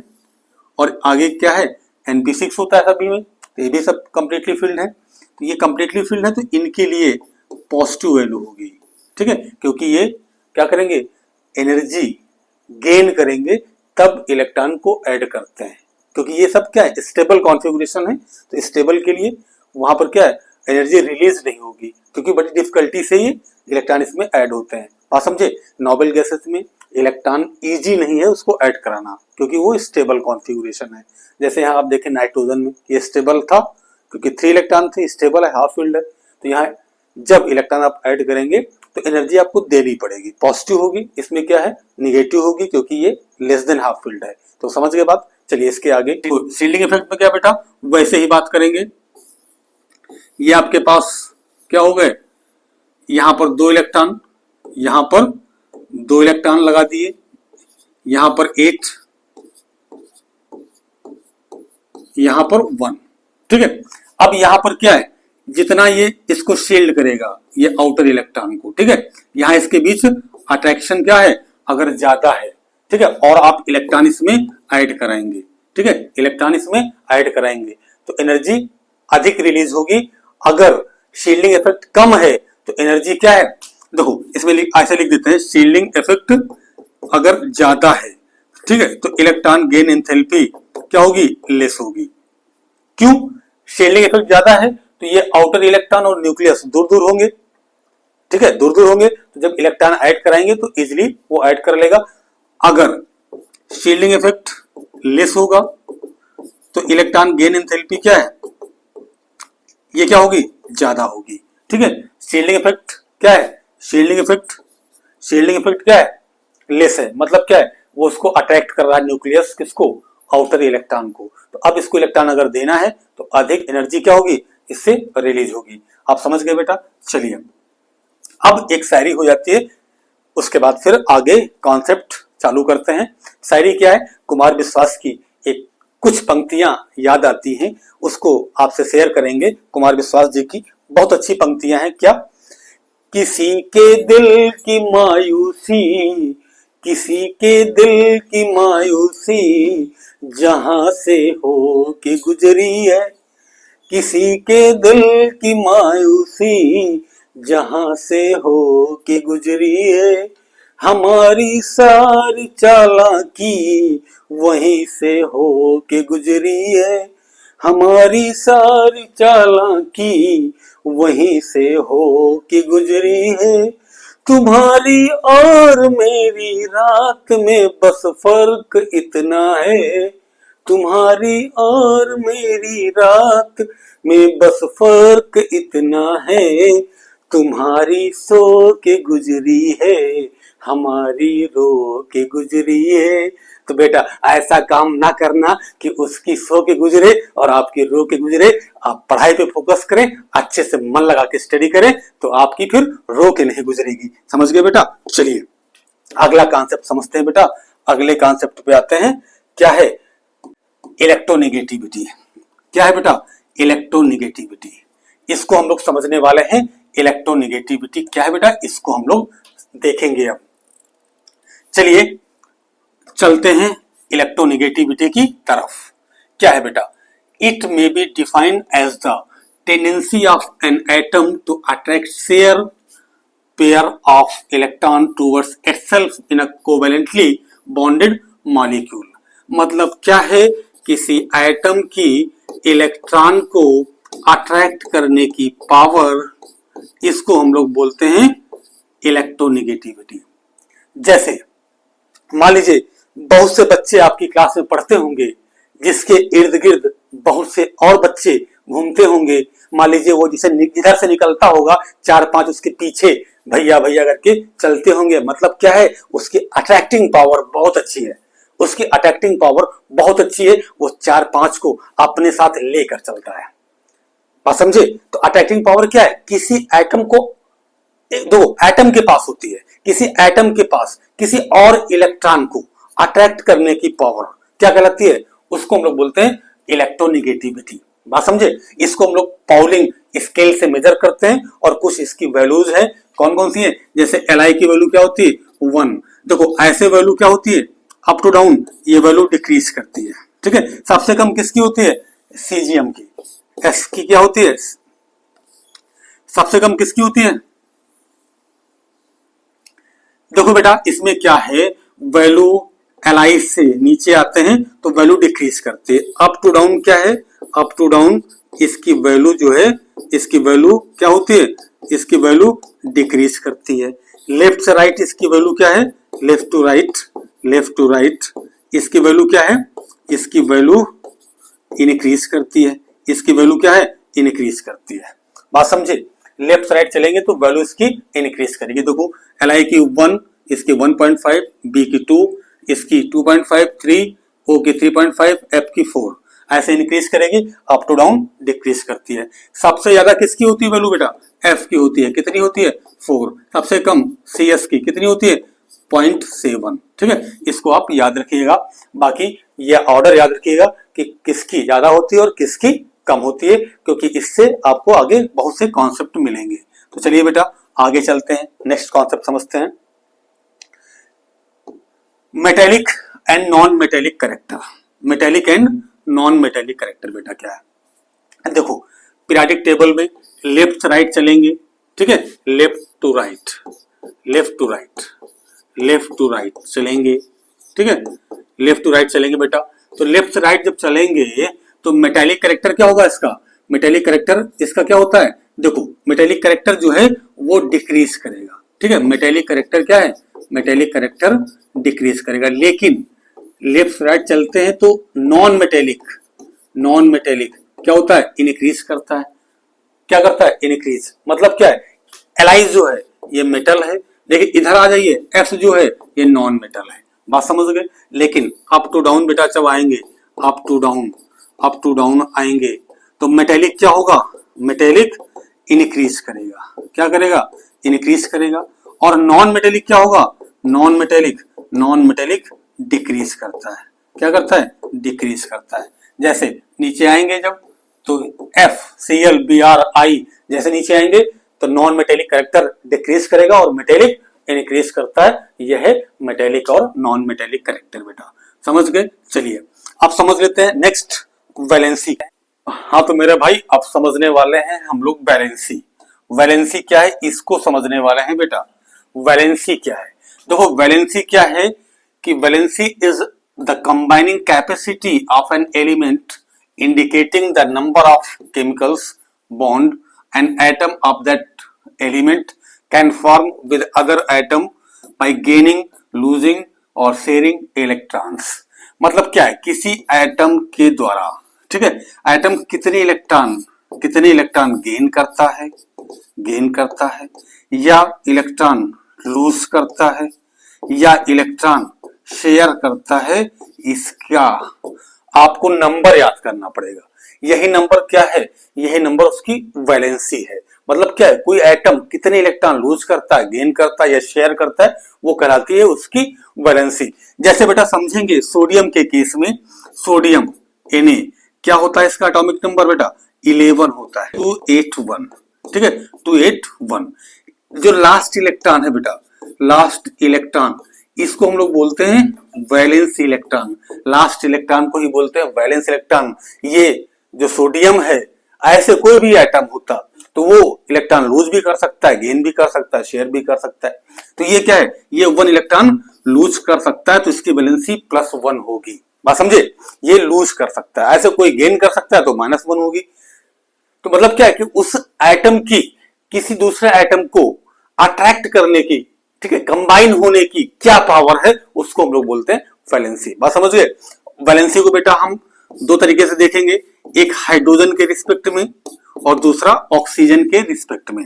तो हाइड्रोजन के रिस्पेक्ट में पहले 1, फिर 2, 3, 4 तक इंक्रीज करेगी, फिर डिक्रीज 3 to 1। जैसे मान लीजिए lithium, beryllium, boron, carbon, nitrogen, oxygen, ठीक है, ऐसे एलिमेंट्स लिखते हैं बेटा। और F, तो देखो ये आपका क्या है, पीरियड्स है। अब यहाँ Li की +1, Be की +2, ऐसे क्या है 1 से 4 तक इंक्रीज करेगी, फिर 4 से 1 डिक्रीज हो जाएगी। But in case of oxygen क्या है 1, 2, 3, 4, 5, 6, 7, ऐसे 1 से लेकर 7 तक क्या करेगी, इंक्रीज करेगी। जैसे मान लीजिए बेटा क्या है, जैसे Li की वैलेंसी 1 होगी तो क्या बनाएगा Li2O, बी की वैलेंसी क्या होगी 2 तो BeO बनेगा, बोरॉन की वैलेंसी क्या होगी 3 तो क्या बनेगा B2O3, ऐसे ही बनता जाएगा। इसमें कुछ ऑक्साइड एसिडिक भी होंगे, कुछ बेसिक होंगे, कुछ एम्फोटेरिक होंगे। बात समझ गए। चलिए अब एक कॉन्सेप्ट और समझ लेते हैं बेटा, एक कॉन्सेप्ट और समझते हैं, उसके बाद फिर देखेंगे हम लोग कुछ क्वेश्चन प्रैक्टिस के लिए। तो चलिए बेटा कॉन्सेप्ट क्या कहता है इसको समझेंगे। देखो जैसे आईयूपीएसी नेम लिखना है आपको, एलिमेंट्स जिसके पास 100 से ज्यादा, जिसका एटॉमिक नंबर हो, इलेक्ट्रॉन हो 100 से ज्यादा, उसको हम लोग नेमिंग कैसे करते हैं। जैसे 0 के लिए आप क्या लिखोगे, 0 के लिए सबसे पहले आप समझो इसका बेस क्या है।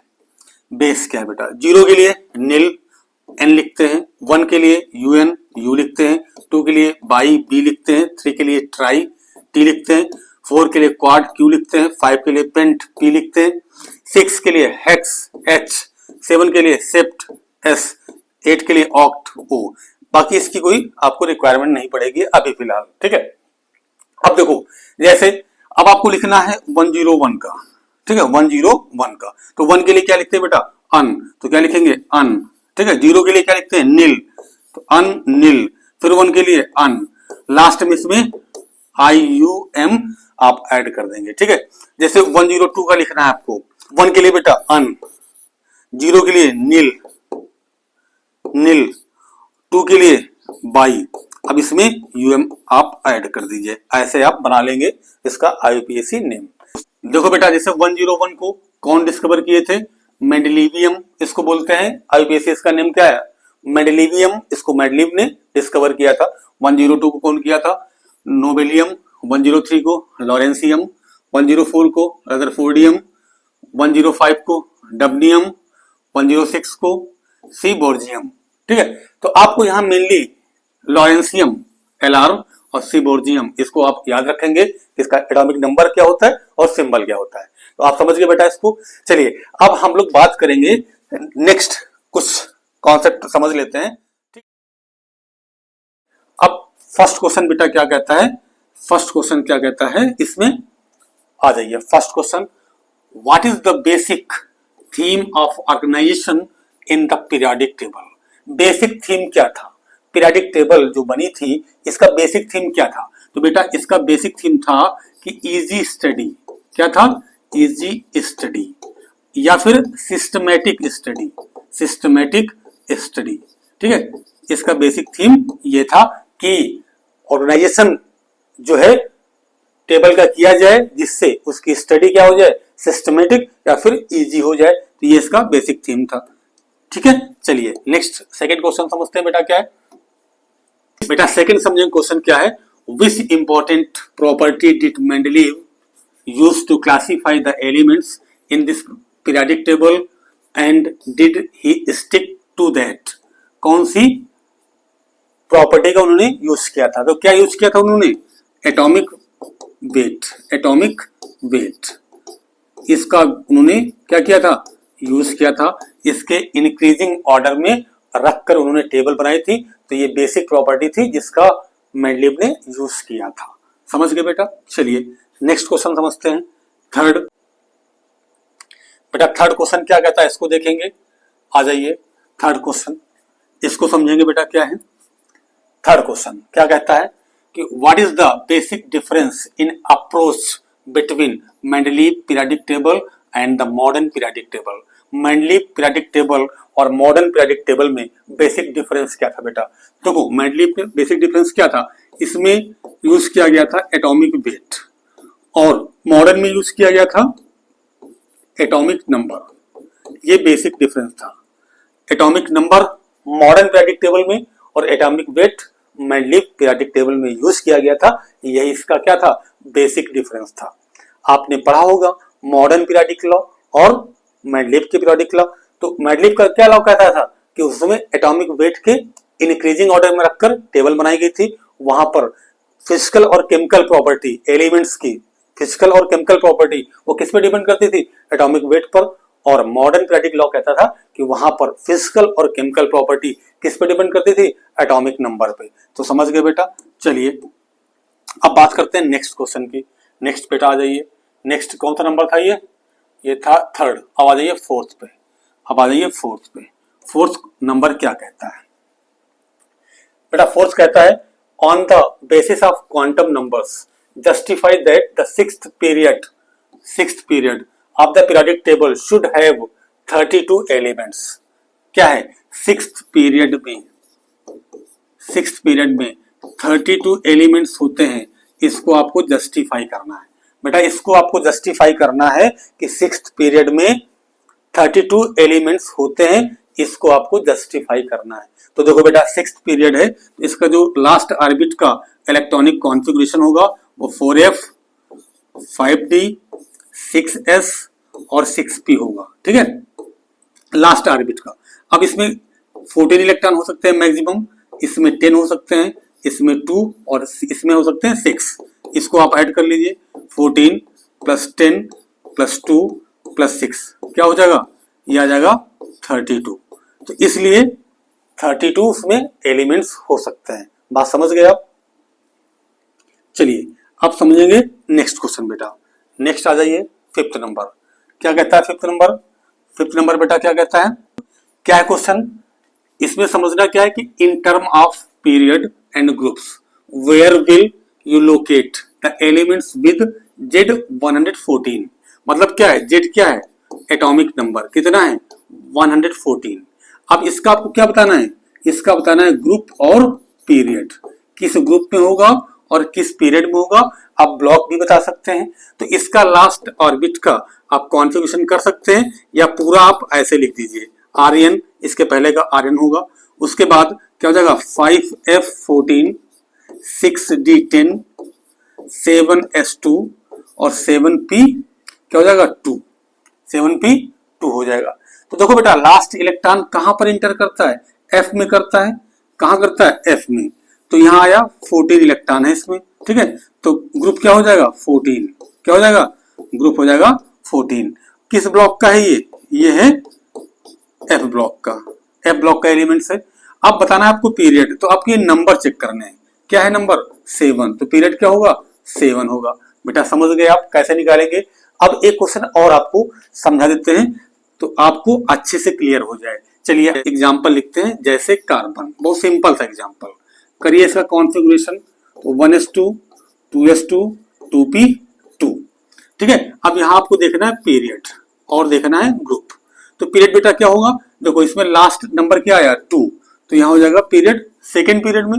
अब ग्रुप देखेंगे आप, देखो यहां पर ये किस में आया, पी में लास्ट इलेक्ट्रॉन आया, तो ये पी ब्लॉक एलिमेंट्स है। किसका है, पी ब्लॉक का एलिमेंट है। बात समझे। अब यहां आपको बताना है ग्रुप। तो देखो अब पी ब्लॉक के लिए इसमें क्या लिखा है 2, तो अब ग्रुप बताने के लिए आप 2 लिखेंगे प्लस आप इसमें 12 जोड़ देंगे तो क्या हो जाएगा 14 ग्रुप। किस ग्रुप का है ये, 14 ग्रुप का है। समझ गए बेटा 14 ग्रुप कैसे आ गया।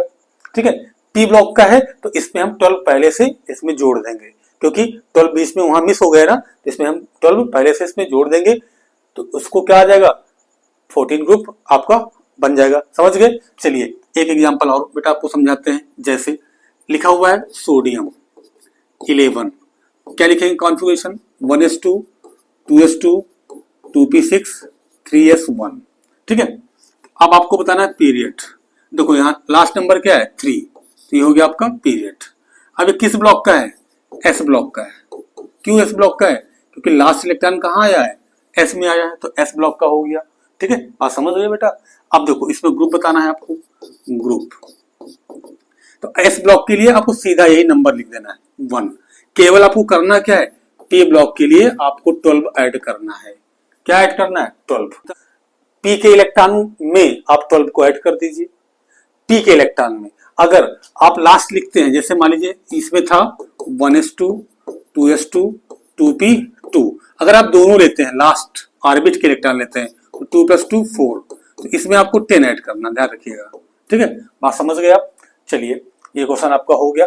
आप चलते हैं नेक्स्ट बेटा क्वेश्चन समझते हैं। नेक्स्ट क्या कहता है, नेक्स्ट आ जाइए 6 नंबर।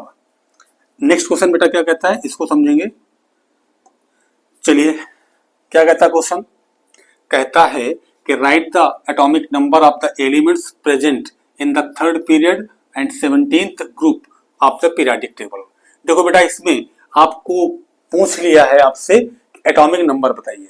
आपको एटॉमिक नंबर बताना है। यहाँ पर पीरियड और ग्रुप दिए हैं। कौन सा पीरियड दिया है, आपको दिया थर्ड, ग्रुप कौन सा दिया है 17। कौन सा दिया है, थर्ड पीरियड और ग्रुप 17। बात समझे। तो 17 में कहां से स्टार्ट होता है, देखो 17 में फ्लोरीन क्लोरीन ब्रोमीन। ठीक है, अब यहां पर एक हीलियम होता है, यानी कि ये आपका आता है सेकेंड पीरियड में, ये आता है थर्ड पीरियड में। ठीक है, ये आता है फर्स्ट में, तो फर्स्ट में इसमें कुछ है नहीं, तो ये आपका ये सेकेंड से शुरू होता है इसमें, Cl। क्या आंसर आएगा, Cl आएगा। इसका एटॉमिक नंबर 17। कितना होगा, 17। एलिमेंट कौन सा होगा, Cl, एटॉमिक नंबर 17। ठीक है, चलिए नेक्स्ट बेटा क्वेश्चन समझते हैं। क्या है, अगला क्वेश्चन आ जाइए बेटा।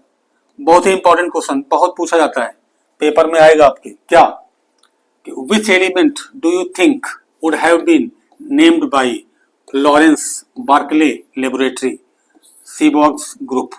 ठीक है, कौन कौन से एलिमेंट्स होते हैं, दोनों। तो अभी देखो बेटा, आपको कुछ देर पहले बैक में आते हैं, कुछ देर पहले आपको कराए थे भी हम, बैक में आइए, कुछ देर पहले आपको कराए थे। देखिए क्या है, ये आपका बेटा यहाँ पर कुछ देर पहले भी आपको कराए थे। क्या, देखिए ये है लॉरेंसियम, और क्या है सी बोर्जियम। ठीक है, Sg और Lr, तो यही ग्रुप है। तो इसी को आप वहां पर आंसर लिख देंगे, इसी का आंसर आप वहां पर मेंशन कर देंगे। क्या है आंसर, आंसर क्या है बेटा, देखिए क्या है आंसर इसका, देखो इसमें Lr हो जाएगा, Lr हो जाएगा, और इसमें हो जाएगा Sg। समझ गए बेटा, ये आपका क्लियर हो गया। चलिए नेक्स्ट क्वेश्चन बेटा देखते हैं क्या है। देखो नेक्स्ट बेटा क्वेश्चन में आ जाए, इसको समझेंगे। क्या है क्वेश्चन, देखो consider the following species N3- O2- F- Na+, Mg2+, Al3+। देखो यहां पर N3- O2-, ठीक है, उसके बाद F-1 है, Na+ और Mg+2 ऐसे लिखा हुआ है, और Al+3 लिखा हुआ है। आपको बताना है कि what is common in them, इसमें से क्या कॉमन है। कॉमन चेक करेंगे बेटा। N का एटॉमिक नंबर कितना होता है 7, और 3 माइनस लिखा है मतलब 10 इलेक्ट्रॉन। इसका क्या है 8, 2 माइनस लिखा है तो इसको ऐड करना है 10। F में 9, 1 माइनस लिखा है तो 1 ऐड करना है 10। Na में 11 होते हैं, 1 प्लस लिखा है तो माइनस करना है 10। Mg में 12 होता है तो 2 प्लस लिखा है तो 2 माइनस करना है 10। Al में 3 प्लस लिखा है तो 13 होता है, और 3 को माइनस कर देना है 10। मतलब सभी के जो इलेक्ट्रॉन आए हैं वो सेम है। मतलब क्या है ये सभी, ये आइसो इलेक्ट्रॉनिक स्पेसीज है। क्या है, आइसो इलेक्ट्रॉनिक स्पेसीज, ऐसे स्पेसीज जिसका जिसका क्या है, ऐसा स्पेसीज जिसमें नंबर ऑफ इलेक्ट्रॉन क्या हो, बराबर हो, उसको हम लोग बोलते हैं आइसो इलेक्ट्रॉनिक स्पेसीज। अब इसको अरेंज करना है order of increasing ionic radii. तो बेटा जैसे सबसे ज्यादा चार्ज किस पे, Al3+, सबसे छोटा, उसके बाद फिर क्या है Mg2+, ये बड़ा होगा, उसके बाद Na+ और बड़ा होगा, उसके बाद F- नेगेटिव चार्ज 1 है, फिर उसके बाद O2-, फिर क्या हो जाएगा N3-। जितना ज्यादा चार्ज निगेटिव होगा साइज उतना ही बड़ा होगा, जितना ज्यादा पॉजिटिव चार्ज होगा साइज उतना ही छोटा होगा। क्योंकि आपको ये बात याद है ना, जैसे कोई एटम है, ठीक है, ये पेरेंट एटम है, इस पे निगेटिव लिखा गया, इसका साइज बड़ा होगा, और इस पे पॉजिटिव लिखा गया, इसका साइज छोटा होगा। तो वही यहाँ पर कॉन्सेप्ट यूज किया गया है। तो बेटा यहाँ से आपका सफर इस चैप्टर का समाप्त होता है। अब इसके बाद किसी और चैप्टर में बॉम्ब शॉट के साथ आपसे मुलाकात होगी, शायरी के साथ होगी। तब तक आप इसको रिवाइज करें और अपने दोस्तों में इसको शेयर करना, अच्छे अच्छे कमेंट करना, लाइक करना बिल्कुल मत भूलिएगा बेटा, क्योंकि यही हमारा सपोर्ट है। इसी से हम और अच्छे अच्छे कंटेंट आपको प्रोवाइड करा सकते हैं। तो जितनी जल्दी आप 100 लाइक कराएंगे उतनी जल्दी नेक्स्ट चैप्टर आपको प्रोवाइड करा देंगे। चलिए मिलते हैं और वीडियो में, तब तक के लिए बाय बाय।